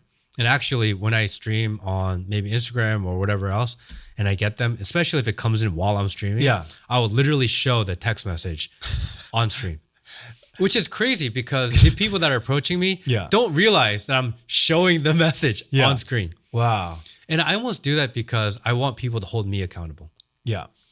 If you see me all of a sudden talk about something that seems out of character, I take the money. So that's why I show the messages, because it's almost like I can't do it because I'm letting people know I'm getting them. But it's tough, right? Because like I said, if you agree with the message that they're trying to push, it must be very difficult for you to reject that money, right? It's a slippery slope, man. You know, there was an instance where they wanted me to talk about something with the border. And they said, Matt, can you talk about this issue and we'll pay you $5,000? I was like, no, like I don't do that. Well, Matt, you actually made a video that's talking about an issue that's kind of similar to this issue. Can you go back and edit your video, just put in this hashtag, and we'll pay you anyway? Right. Well, it's not my thing. Okay, Matt. How about we'll send you a form. Can you just sign it, and we'll send you the money? Because we need your signature in order to send you money. Like, hell no. That just seems so shady. Why would they even do that, right? Because they want you to take just the smallest step. You say yes to one small thing on something that you agree with. Next time you agree a little bit less, but they'll pay you a little bit more. It's just a matter of time before you are talking about something that you absolutely disagree with. Because you get normalized to the idea of easy money. And it's really difficult. Right, because most people say, what's the harm? Of course. Right? I believe in this. Let's say I believe in a border wall, stronger border walls. I believe that anyways. Correct. So why wouldn't I take the money from I really think it's a slippery slope. And in order to protect that, I just have to say no day one. And I've always said no.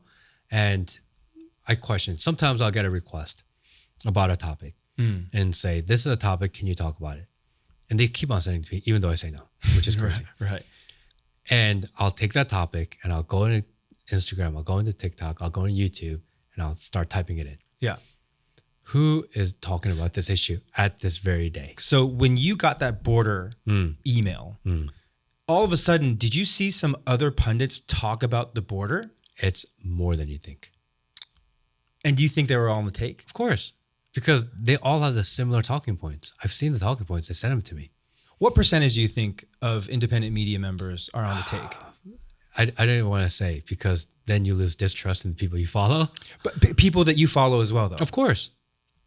So obviously, if you've only really been in the media game for a year, a little over a year, and it's already happening to you on a major scale. You said 2 or 3 times a week. Yes. Even. So I'd imagine the people who've been doing this for years now, even other than Tenant, everyone, they're getting emails bombarded to them. If I said yes to all the requests that I get, I would probably make $500,000, $1 million a year just by doing propaganda. So how many people are saying no to that, by the way? The independent media is no longer independent. The independent media has somehow, people left mainstream media to become independent media because they said the mainstream media is being controlled by corporations. Right. Somehow the independent media became another variation of mainstream media, except the people that are paying them are different. Right. I think the most important thing that you have to do when you watch anybody online, if you're going to get your ideas from them, the most important question you have to ask yourself is, do I feel like this person would sell you out? And if in your mind, you're like, yeah, I feel like they would do it for the money, just turn them off immediately. Because chances are maybe of 10 things, maybe 6 of them are their own idea and 4 of them are paid ideas. You can't distinguish between the two. Actually, when you do a paid promotion or paid partnership on Instagram, TikTok, YouTube, you have to put a label. Say it, right? It's a paid partnership. Yeah, you got to say it. Sponsored by Real Cocoa, Right. Organic Coconut Water. You have to say that, Yeah. right? You have to either say it or put the label there. That's the law. Right. But if it's for an idea, you actually don't have to do that at all. In news, especially, right? Especially in news. You don't have to say that. Wow. Actually, that's really corrupt. Yeah. Because where are you getting your ideas from? Yeah. And then you have to question, why do I believe what I believe? And did the person that convinced me to believe that, did they have my best interest at heart? Right. And if any inkling of you says, no, I feel like they would be corrupt, just turn them off immediately. Because you can't trust them. Yeah. Maybe you agree with them, but they are trying to mold the way you perceive the world. Well, and I think it's really important that people make their own decisions. That's why I like to say free speech ain't free no more. Right? Because everyone believes that, oh, we have the internet now. We have Instagram, Twitter, YouTube, all these platforms where you could do user-generated content and I can say my speech. I can say whatever I want. But in actuality, it's still run by the advertisers, the algorithms, and then, like you said, the people who are contacting the content creators directly to push certain type of narratives. And that there's always money involved. And there's always who's on the take, who's actually making money. The platforms, the content creators themselves now. But how do independent media members like you and myself who want to stay with a high level of integrity, how do we make money? How's that? I don't know how to make money because I don't make a lot of money doing what I do. Okay. Right? That's I the haven't main figured thing. that part out. I haven't figured that part out yet. So you haven't monetized on your following, or It's very little. really? Very little. Most of the money that I make is from people just donating and sending me money. Every Okay. once in a while, people will just randomly out of nowhere send me money. Really? Like, Matt, we appreciate you have what your you do. Patreon or something. I have a PayPal link hidden away on a website somewhere. I don't even know where it is. Yeah. People just find it randomly and just send me money. Okay. Outside of that, I think I charge $1. You can subscribe to my Instagram for $1 a month. Okay. It's only $1. Right. And people will just donate and give me $1 a month. Okay. And it used to be $5. Mm-hmm. And I had a grandmother actually message me one day. And she said, I'm on a fixed income. I really want to support you. I can't afford the $5 a month. Can you have an option where I make it $1 a month? And I realized it's not about the money. I want people to feel like they are involved, that they are actually doing something. She was like 75 or 80 years old. And it broke my heart that she couldn't afford $5 a month. Right. But she really wanted to help. Right. So because of that one person, I changed my subscription from $5 a month to $1 a month. Right. So I had maybe like 500 or 1,000 people that were giving me $5 a month. And I reduced it by 80% just because I wanted to help that one person, which is crazy because most people are like, that's the dumbest thing ever. Right. But it shows think that it's you're not in it important. for the money and you're trying to build a community. I think it's really important to let people feel like they're not alone, that there are people out there in the world that want to think for themselves, that want to question all narratives, that feel like something in society is broken. Yeah. And being able to provide that sense of community, it's so much more valuable. I know you've blown up. I mean, you have over 600,000 followers now. You've only been doing this for a year. Now, I did see a video about you running for office, or someone asking, would you ever consider being a politician? And your answer was, I'll let you give the answer. No, definitely not. Okay. I hate politics. I talk about politics because I think it's important. There's a famous quote that says, even if you don't care about politics, politics cares about you. You have to be involved in the process. You have to vote. If anyone's watching like, oh, politics is broken, it is broken. Your vote doesn't matter. Maybe it's true, but you still need to vote. I believe that 100%. Right. As far as being involved in politics itself, I find politicians very disingenuous. Actually, I hate them. Completely agreed. There is an example of, I was in some sort of political event, and I've had the unfortunate opportunity to meet a ton of Congress people within federal government. And when I'm around them, the number one thing that I feel is that they are very unimpressive people. I can't believe these people make decisions on our behalf. It is disgusting. They are not smart. They're not well-spoken. They have very low energy. They don't understand the issues. They don't understand their ideas. They are not impressive at all, but yet they make decisions on our behalf. I was with one congressperson. I was at one of these events, and she walks by, and the chief of staff is like, hey, why don't you say hi to Matt? And she's like, oh, hey, nice to meet you, whatever. And then she walks away.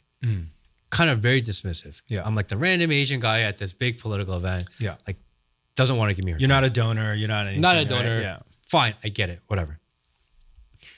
He runs up to her again and goes, actually, and whispers in her ear, Matt, you got so many followers on Instagram, blah, blah, blah, blah. She makes this fast U-turn, comes right back and goes, Matt, I love your stuff. I watch you all the time. This is amazing. Thank you so much for being here. You are the best. I really appreciate what you're doing. I'm like, listen, you dumb bitch. Didn't say it. I thought it. I know, of course. It's disgusting. Yeah. But then I realized really quickly how fearful Congress people really are. Yeah. They're so worried that I'm going to make a video saying how bad and how dismissive she was. Yeah. And then you realize we as the people have so much power. Yeah. They don't hold the power. We have the power. The whole psyop is to make you feel like you're helpless and that they are in charge and that they can solve our problems. But that's actually not true. We decide the direction of society. We decide what our kids learn. We decide how government functions and operates. And we are being trained and molded in our minds to believe that they're the ones that are going to solve problems. That's actually not true. It doesn't even matter who wins an election. No president is ever going to make your life better. Right. You, as a society, as a community, can improve your lives, and we force change at the top. I used to be a very top-down person, thinking that the top of society will fix our problems. And parents complain all the time. The education system is broken. They're trying to teach our kids things. No. We as a society have to fix our own problems. We have to self-organize. And we actually have to be a little selfless in our actions. Yeah. Be willing to make a little bit of sacrifice. And in doing so, we force change at the top. Right. There's this idea that, politicians are corrupt. Politicians are corrupt because we as a society are corrupt. It's almost like we elect corrupt people because it makes us feel better about our own corrupt lives. Okay, right. Politicians mimic society. Society doesn't mimic politicians. Right. If we are able to fix societies and fix our own values and how we perceive the world, we will force people that align with our values to be in charge. But doesn't that say something about the government being broken? Because if someone like you with such strong views are basically putting your hands up going, I don't want to be involved. I can't be a politician. I want change, but I can't be the agent of change within the government. Because A, they're all incompetent people, or B, the system is so flawed that I'm going to have to just be raising money every day versus actually trying to make any type of substantial change in policy or laws. Doesn't that mean that the government is broken just at large? I think that there are people that have been very successful in their business and their industries that often say, I would love to run for politics one day, Yeah. but they don't. Yeah. You actually should. And they don't. They do it because it's not easy, because you don't make a lot of money doing it. But if you've been successful in your industry, you have to be willing to sacrifice a little bit to actually better society. And these are the people that we should be voting for. These are people that we should be elevating. Right. I'm not overly successful in anything I've ever done. I just talk to a camera. Okay, I don't right. feel qualified to make these decisions. Right. You know, I'm not the person that's going to be super organized. I'm not a very organized person to begin with. Right. You don't want me in politics. Okay. Maybe you may like my ideas, or maybe you don't like my ideas. But ideas aren't enough to actually have a functioning government. The role of government is to be intermediary between conflict of issues and to make sure that we are safe. That's actually the function of government. That's a social contract they have with us, essentially. We should be hiring people and we should be electing people that are good at that. For example, Pete Buttigieg was the Secretary of Transportation. What a mess. He has no background in transportation. Yeah, correct. He has never solved a transportation problem before, ever. He's never worked for an airline. He's never worked for transportation. He's never worked for the train. He's never worked for roads. He's never worked in logistics. For some reason, he's in charge of transportation for the entire country. Well, he was put there, right, at a cabinet position because he backed Biden when they all fell in line at the time. Why is this guy in charge? Yeah. Kamala Harris currently is in charge of AI. Yeah. What the hell does she know about AI? Why she can't explain cloud computing and storage. Yeah. But you're gonna put her in charge of AI? Put someone that understands AI in charge of AI. It's so obvious. Right. But yet we don't. That's what's broken. People that are qualified need to say, do you know what? This may not be the most sexiest job out there. Maybe I lose a little bit of money.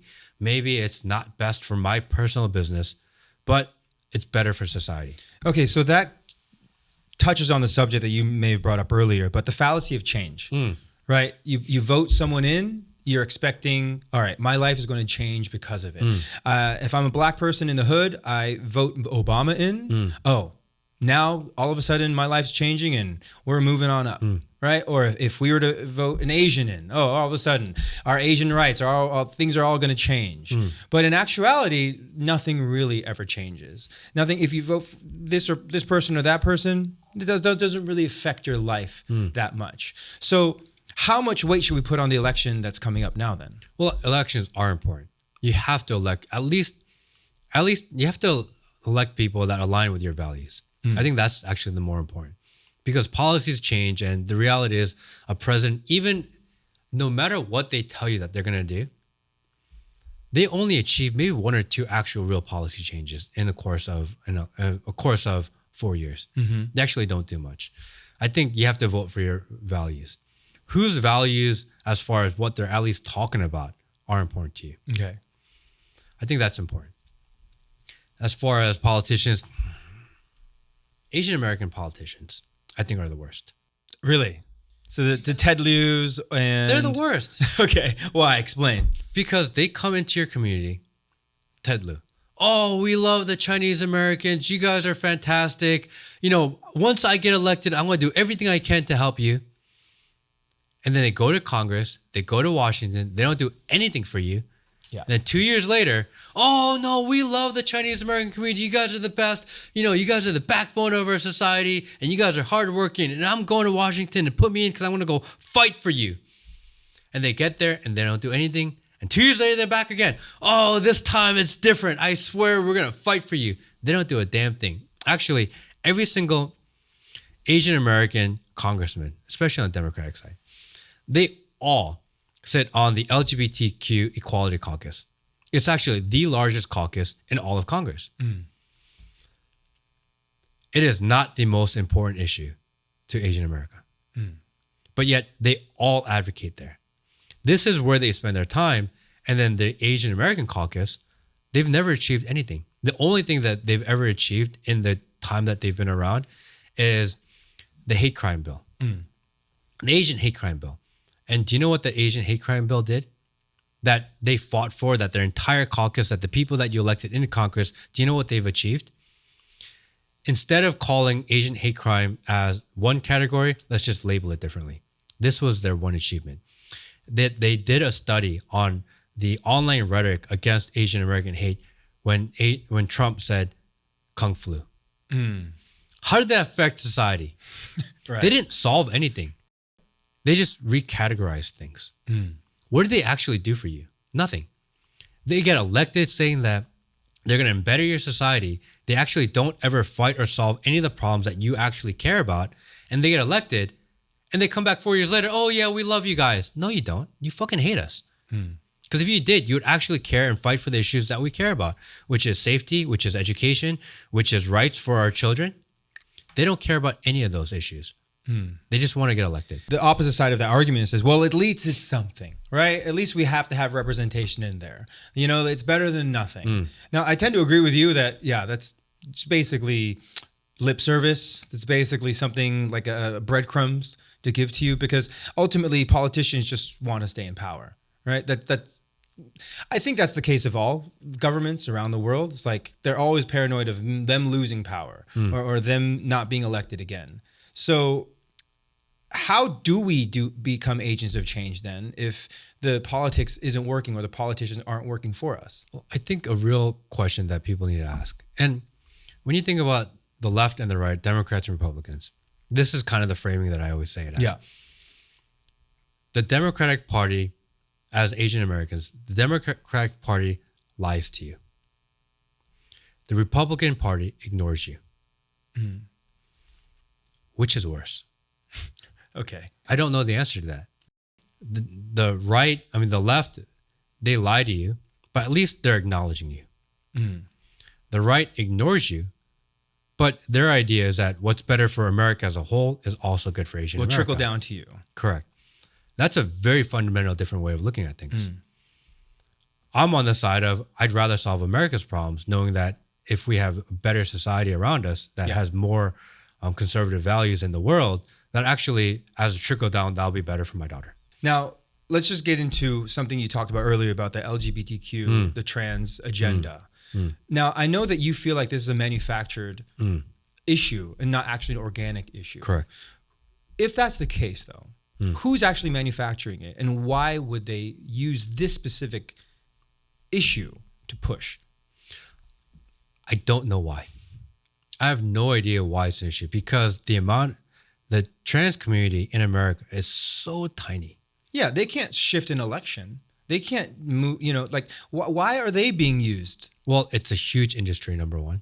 Okay, It's so the money. It's a multi-billion-dollar industry with forever drugs being sold. We know that the pharmaceutical companies have a huge input into how our society is run. And this trans movement gets them, it's extremely lucrative with all the hospitals that are being popped up to all the forever drugs that you take. So that could be... There's that element. There's an element there. I don't know why they would want to destroy society, because the reality is that it's not good. And why do they push it amongst children? I had a friend who said that lives in the Bay Area. He said his kindergarten kid came home with a gender worksheet. What's that mean even? What does the gender worksheet entail? Questions and exercises to help you figure out what your gender is. Kindergarten. Why are kids being told and taught to consider their gender? It's wild, actually. Yeah, this is not a conversation for children. No. I mean, they don't even teach sex ed until 12 or 13. But they have gender worksheets for kindergartners. That's a huge problem. Yeah. And if the solution to that, so if the solution is you either put it on everybody, which is what they're trying to do, or you put it on nobody, which is the opposite side, I have to take the other side of it. Yeah. Because somehow in this grayness, we are so far left. Right. And I think most parents would be like, I don't want the teachers talking to my kid about gender and sexuality. Yeah. And I think that's really fair. See, my views on the whole transgender debate is I'm ultimately a libertarian at heart. So whatever you want to be, that's your prerogative. But the part that I have an issue is when you try to normalize it to my family or to the youth or to my kids, because you feel that you've been marginalized, or you feel that you are too different from society and you want everyone else to become more like you to make you feel more comfortable with yourself. That's where I have an issue. And I actually lived in Thailand for a year where transgenderism has been around for years. We're talking 20, 30 years. There are people who are ladyboys over there. And when you talk to them, they're not saying that, oh, I'm a girl. They always say, actually, me no real girl, me lady boy. And they've accepted they are becoming a third gender. They're not saying, okay, you have to call me a she, or no, I've transitioned into becoming a man. And in that society, it's been normalized and it's been peaceful, and no one is, the rights are pretty much across the board the same for everyone. And it hasn't become such an issue or a hot point as it has become here. Now, do they teach ladyboyism in schools there? No, they don't. Is it indoctrinated in the youth there? No. And that's kind of where I feel like America kind of has it backwards, because if they're trying to indoctrinate the children to normalize this, you're basically, and this goes back to the discussion of, is it nature or nurture, right? Being gay or being in that LGBTQ community, is it nature or nurture? Like, if most people that I talk to in that community, they say I was born with it, right? I was born being gay. I was born being a lesbian. But the numbers show that there are increasing amount of LGBTQ and trans individuals as the message proliferates the media. But okay. So a couple of things there. First, you have to look at Thailand as a whole, not just the transgenderism, which is a huge part of there, but they live in an authoritarian dictatorship. Right. So there's no free speech. They are a controlled population, and you can be persecuted for saying one thing or another. So yes, they allow it, but they also have to live in a very weird society and system. It's not easy. I don't think that's a fair parallel. Okay. Because you have to accept kind of the authoritarian of the society there. Right. And Thailand as a whole is pretty godless. True. It's also very religious. It's very Buddhist. Correct. So there's like the more conservative side, right, which are being persecuted now, which are having a harder time. And then you have the ultra liberal side, which is kind of promoting these ideas. Right. I don't know why they are the way they are. Okay. Right. As far as LGBTQ growth within society in America, it actually skews extremely young. So something like 15% of the youth within under 25 younger identify as such. If it was just a matter of social acceptance and that you were born that way, then the increase in LGBTQ should be across the board. Right. But it's not. It's only in the youth. And actually, the highest percentage is within universities. If you go outside of university, the growth is went from 5% to 10%. If you go to university and place like Brown or Tufts or whatever that are considered liberal colleges, it's gone from 5% to 20%. Is that ultimately a bad thing for society? I mean, yeah. The purpose of society is to sustain as a society. Meaning you need to have children. To procreate. Otherwise, society will cease to exist. My rule of thumb for pretty much anything in life is, what if everyone did it? What if everyone did something? Would that be a net good or a net bad? Okay. What if everyone was gay? Well, that's probably pretty bad because we would no longer exist. Right. What if everyone was trans? Again, pretty bad. What if everyone stole? That's bad. What if everyone lied? That's bad. What if everyone was honest? Actually pretty net good. Right. What if everyone told the truth? What if everyone had children? What if everyone spent time with their children? What if everyone studied hard and worked hard? That's actually good. So if you take it to the most extreme and said, what if everyone did this one thing? Would that be good or bad? Right. It's very simple to see what's good and bad. But if the argument is procreation, as we know, birth rates have been dropping around the world. Now, obviously, that's not just because of the trans gay movement. Of course. But, there's a lot of things that happen. Like, it costs more to have children now. Women in the workforce choosing not to be mothers anymore. Now, would you argue that those things are also ultimately a detriment to society? Yeah, I think there's a huge problem in society where we are not having enough children. And I think a lot of that has to do with technology and media. Yeah. Was a big part of that. So if you look at the most undeveloped parts of the world, they have more kids. Right. Africa's replacement rate is something like 4. If you go to Korea and Japan, their replacement rate is like 0.7. Actually, in 1 or 2 generations, those countries will cease to exist because not enough people are being born. But is then women in the workplace ultimately a bad thing just because it's causing birth rates to fall? I think the idea is that it's too expensive to have a kid, so we can't afford to have children. And I get that argument because it's not cheap to have a kid. It's not as expensive as they tell you, but I get that there is a cost involved. But all these people that say it's too expensive to have a kid, I see them at the bar all the time. I see them at the club all the time. It's not a fact that the money is the problem. It's a priorities issue. I don't want to have a kid because it's expensive, but I don't want to sacrifice my lifestyle in order to have that kid. So they're unwilling to make that sacrifice. And that's ultimately what you think is the issue. Quit the bar, quit the club, quit your Louis Vuitton bags, and have children. You could have 10 kids with what you spend doing that. Right. So it's ultimately people being selfish. It's a priorities issue. Right. Okay. You care more about your personal lifestyle and what the internet has told you is important in life. I need to get that picture at EEC, and I need to be dancing up and down, and I need to show them I'm at this hotel, I'm eating at this restaurant, and for that moment, I will spend unlimited money. But for my children's education or to have a child, which again, I have a young child, it doesn't cost as much as you think it does. Then isn't that just a testament of capitalism and consumerism? It's a breakdown in societal values. And we get back to that with what? Finding God again? Finding God again, finding family again. I think that the order of society should be, your family, your faith, and your community. These are the most important things in your life. Anything outside of that is just extra. We spend so much time on all the extra, how we're perceived, where we're having fun, maybe even our own careers. But the reality is God, family, community. These are actually the only thing that matters in your life. Right. And we spend too much of our mental capacity on other and not enough on the things that actually matter. All right, for this last segment, got to talk about Trump. Here we go. Unapologetic Trump supporter. That's what you always say in a lot of your videos, right? Now, I know you've been to a Trump rally. What's it like being an Asian at a Trump rally? It's amazing.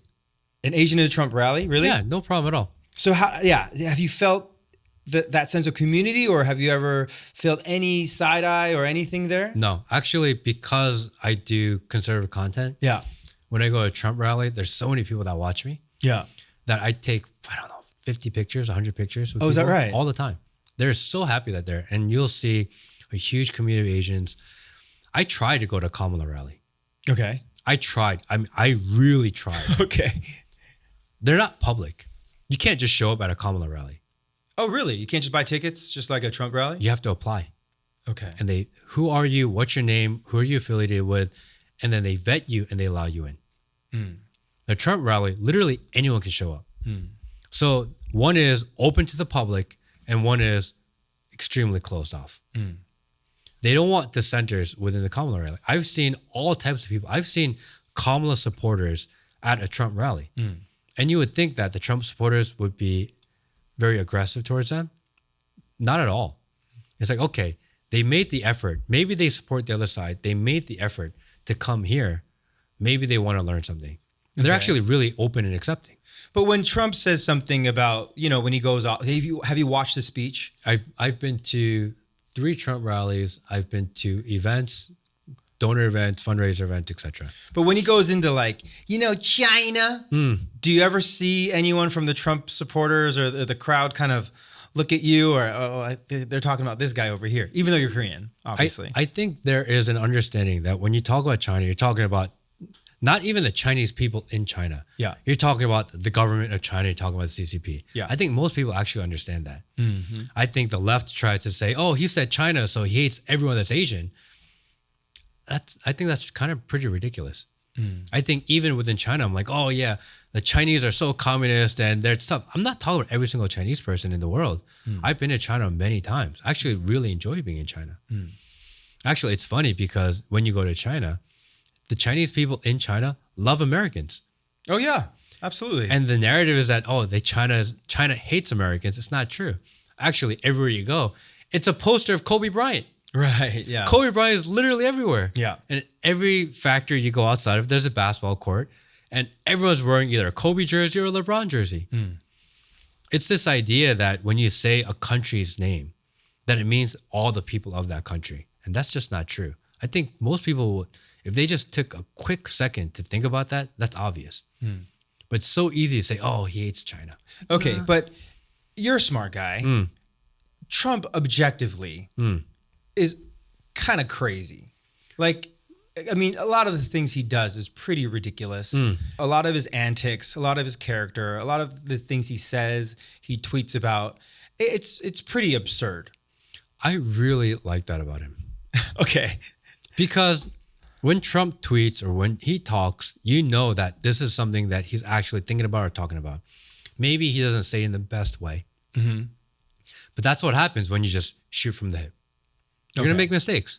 So you like him because he's not the traditional politician. Well, at least I know what he's thinking and what he's saying. Because there's not 2 or 3 versions of Trump. Trump is Trump. You know Trump. You can think you know him. You know him. When you think about someone like a Biden or a Kamala, you have no idea what those people are about, what they're thinking about, what they care about, how they speak. They only know what the establishment behind them is saying they have to say. You actually know nothing about Kamala. She doesn't even do press conferences. But do you really like Trump, or is it just you just don't like everyone else? So, all right, I'll choose Trump. Well, we have a binary choice in America. Yeah. And that's, like it or hate it, that's all we have. We have a binary choice. Are you going to take Trump, or right now, are you going to take Kamala? Kamala, who does 0 press conferences, who only does scripted content, who is being told that she's popular and she's brat and she's demure. You can either buy into that narrative, but you actually know nothing about her, or you can choose a side that actually you know him.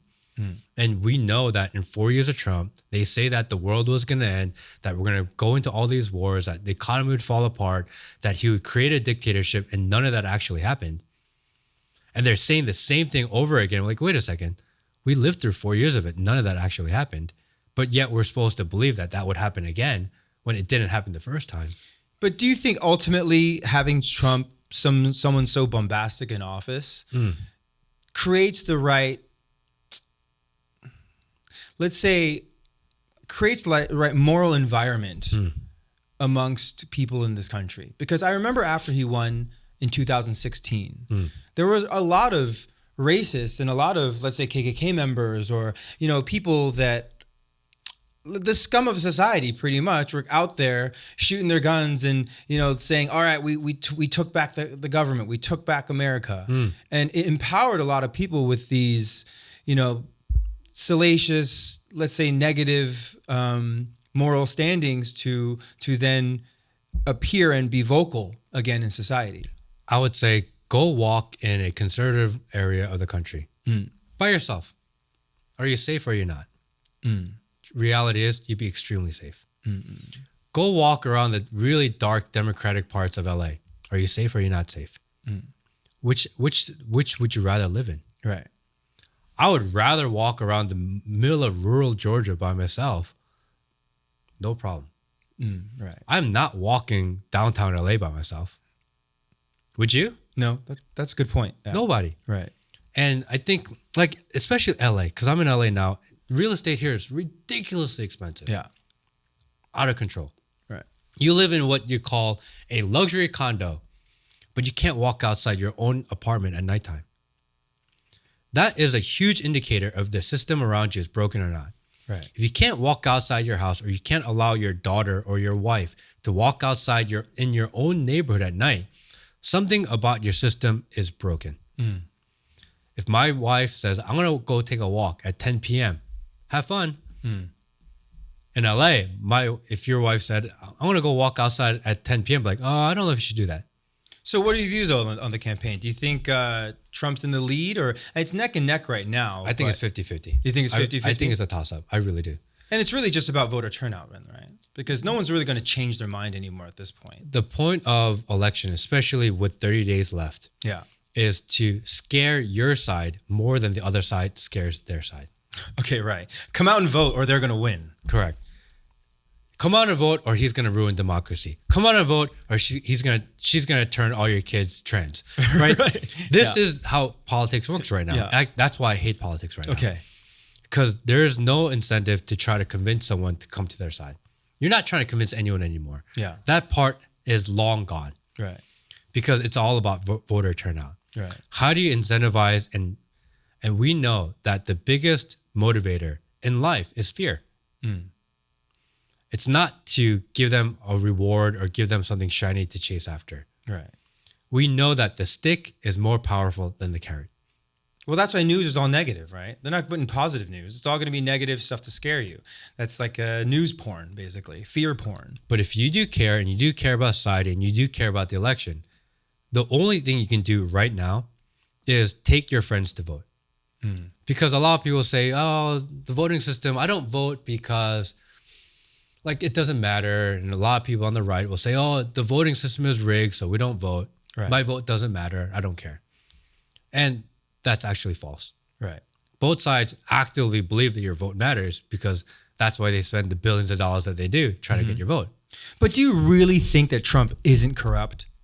I think everyone's corrupt. Right? Come on. If anyone, he's talking about, oh, I like leaders in China and Russia and all these places. And everyone knows there's the nepotism. There's the relationship aspect of it. Let's do some business. So everyone's corrupt, right? Trump's corrupt. Pelosi's corrupt. Everyone has a level of corruption, and that's in all aspects of institution and society. So you can say, well, the presidential election and the presidents and both candidates are corrupt. Yes, fine. Okay. But you go into the medical system, at the top of medical system, it's corrupt. You go into the pharmaceutical system, at the top of it, it's corrupt. You go into the education system, it's corrupt. You go into big business, it's corrupt. You go to Wall Street, it's corrupt. Every aspect of society, at the top, it's corruption. Okay. But people like to say, Trump's the only corrupt one. No, they're all corrupt. And unfortunately, we are forced to choose the less of two evils. I think Trump in 2016, that was the first season of The Apprentice. Now we've reached season 12. Everyone's kind of used to his shtick at this point. And it's oddly quiet for 30 days out of the election. We're only a few weeks away, and it doesn't seem like years passed where there were so many new news stories that were rocking the nation. Now it seems pretty quiet, oddly. It's like this weird peace that's happening because I feel like everyone already knows each candidate and knows their side. And now it's just, all right, we're just kind of waiting for election day to happen. Everyone is just trying to talk to their side only and convince them to come out and vote. Do you think that we'll ever get back to an era where once someone's voted in as president, they're the president for all the people in the U.S.? I mean, that used to happen in the 80s, right? That used to happen in the 90s. And I think that's really interesting you say that because if you go to a Trump rally, he actually goes out of his way to say, if you're a Democrat, I'm still fighting for you. There's more than enough room here for you to join over our side. This is what I believe. He actually does that every single rally. They never show that. But he always makes a call out to anyone at that crowd that may not currently be a Trump supporter, but came to the event anyway. He always acknowledges them and says, hey, you can come over. Kamala never does that. There's no call out to bring people aside. And you could say it's just lip service, it's disingenuous. It doesn't matter. He at least does the action of doing it. He makes the call out. Right. Come over. She never does that. In the conservative media space, I think like sometimes it mirrors what I was explaining earlier about not being able to see a bit of the other side of the argument or bring them in. I'm not saying you do that because I feel like you call out everyone. But are there liberal media people that you've listened to or feel like, okay, they have a point in this, or you can see their reasoning for a certain argument? I don't watch media in general. Okay. I consume almost zero content. Okay. But after a big event, I will turn on the liberal news or the mainstream news just to get an idea of what they're talking about. I was at a Trump rally once. I think maybe it was after the first primary. And I was in Iowa during the first primary, and I was standing with all the press. And all the press is mainstream media, CNN, MSNBC, etc. And Trump was not in the room yet. And I'm chatting with them, I'm talking with them, whatever. And Trump walks in. Every single one of them. The ones on TV, like, we hate Trump, he's the worst. They're like, Trump's here. They all stand up. They get really excited. They actually like him. Is that right? They actually really like him because he has this energy about him that people are really attracted to in person. Mm-hmm. The people on TV that say they hate him, as soon as he walks in the room, their eyes light up, they stand up, they perk up, and maybe he'll talk to me. Right. And look at him as like a celebrity, right? And as soon as the camera turns on, like, oh, we hate him. And as soon as the camera's off, like, oh no, like they actually like him. Yeah. It's really fascinating that they do that. And what I realized is that the people we watch on TV, especially in the news, they're just actors. Yeah. They're just reading whatever the script tells them to read. They don't even believe what they themselves are saying. Right. The producers are feeding it to them. Correct. And if they were to say, we don't believe this, and they were actually talk their own views and ideology, they would just be replaced with someone else that will. Yeah. So they're just actors. Well, I got to admit, the guy's hilarious. You got to admit he's charming. He's really funny. He's got his pulse on what the country is really feeling and thinking. I think he's really interesting because actually, I'm a lot more conservative than Trump is. Yeah. Trump is actually not a huge conservative. Yeah. So. Have you met him? Yes. You've met him? You've talked to him? I've met him, yes. Okay. Just briefly. Okay. But I actually have a picture with him and my wife and my daughter together. Okay. Which I think is funny. Because they said you can meet him and you can take a picture. And I said, can I bring my daughter? Because I thought it'd be cool. Like, who else is going to give me an opportunity for my daughter to have a picture with any president? Yeah, sure, of course. If Kamala or Biden said, Matt, take a picture with your daughter, I'd be like, yes, of course. Right. Like, I wanted a picture of my daughter and a president on the wall. Like, how awesome is that? Yeah. He's the only one that would offer. I was like, okay, I'm going to do it. But yeah, that's the thing. Like, I think that he does a good job of listening to the pulse of the country. I would prefer if he was more conservative, actually. You know, in this, abortion is one that they talk about all the time. Yeah. I am a more extremely hard pro-life. I don't believe in abortion at all. I think there should be zero abortion. I don't even believe in exceptions. I think that all abortion is killing babies. That's what I believe. Right. I don't think the federal government should tell us what to do with our lives, but that's what I believe. So is your belief that you're pro-life, but if you think the government should not tell us what we're doing? I don't think the government should intervene with our lives and our personal lives at all. So for the abortion laws, you're not as pro-life. Correct. So you believe in what, 6 weeks, 9 weeks, 12 weeks? That's why I really like what Trump did. Okay. Which is let the states decide. Okay. So the country is pretty much 50-50 split on the abortion issue. Meaning there is no consensus within society. If there's no consensus, the federal government should not make a decision at all. Right. Because the federal government is supposed to decide what we as a population want, not tell us what we have to want. Right. If an issue is 50-50, the federal government should be out of the way. They should not be involved whatsoever. Right. Let the states decide. Each state can decide individually.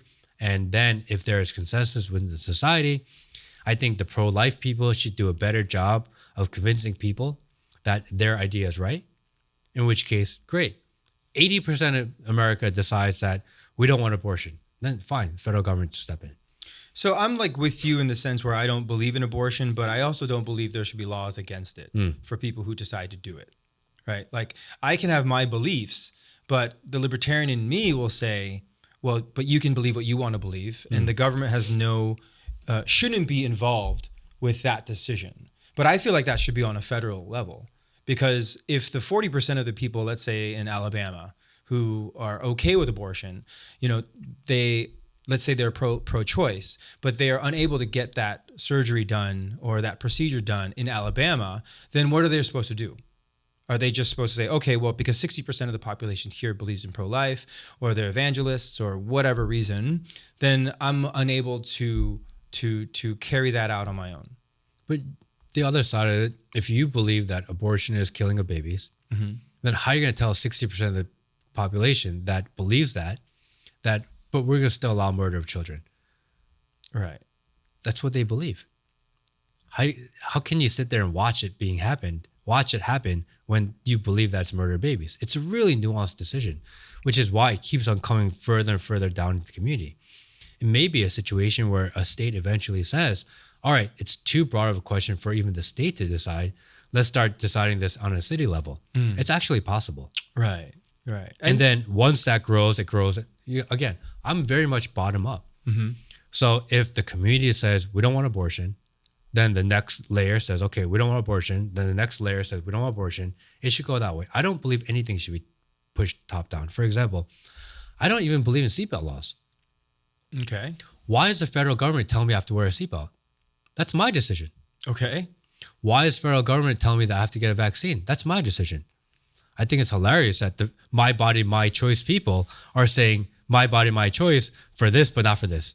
Right. There's no consistency. They're forcing people to wear seatbelts or put a helmet on when they ride a bike. Or get a shot, or, I'm a woman and I get to choose what I do with my body. There is no consistency there. Until there is some sort of societal consistency, the federal government should not be involved. Their role is to settle disputes and to make sure that we live in a safe society. Do those two basic things first, well, and then we'll let you talk about something else. But they want to interfere in what to eat, what to wear, what you do with your body, what you inject, if you wear a seatbelt or not. These are all the things they want to get involved in. But really, are you keeping us safe? Number one.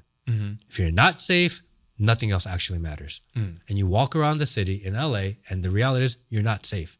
Right. Then the system is broken because they are not doing the very core thing they exist to do. Well, Matt, I think this will be a very interesting election season coming up. I'm going to be watching a lot more of your content if this happens. I thought this was a great discussion. I don't even saw a debate. It was just a really fun chat with you. Yes. And I'll be following you throughout the election season and, definitely after that. And I'd love to have you back on sometime at the Jeff Kung Show. I would love being here. We could talk about a lot of issues at hand of the month of... Next time we got to talk about AI and the weaponization of technology to change your mind. Can't wait for that. Love it. Matt, thank you so much. Thank you, buddy. Great talking to you. Thank you, everybody. Cool.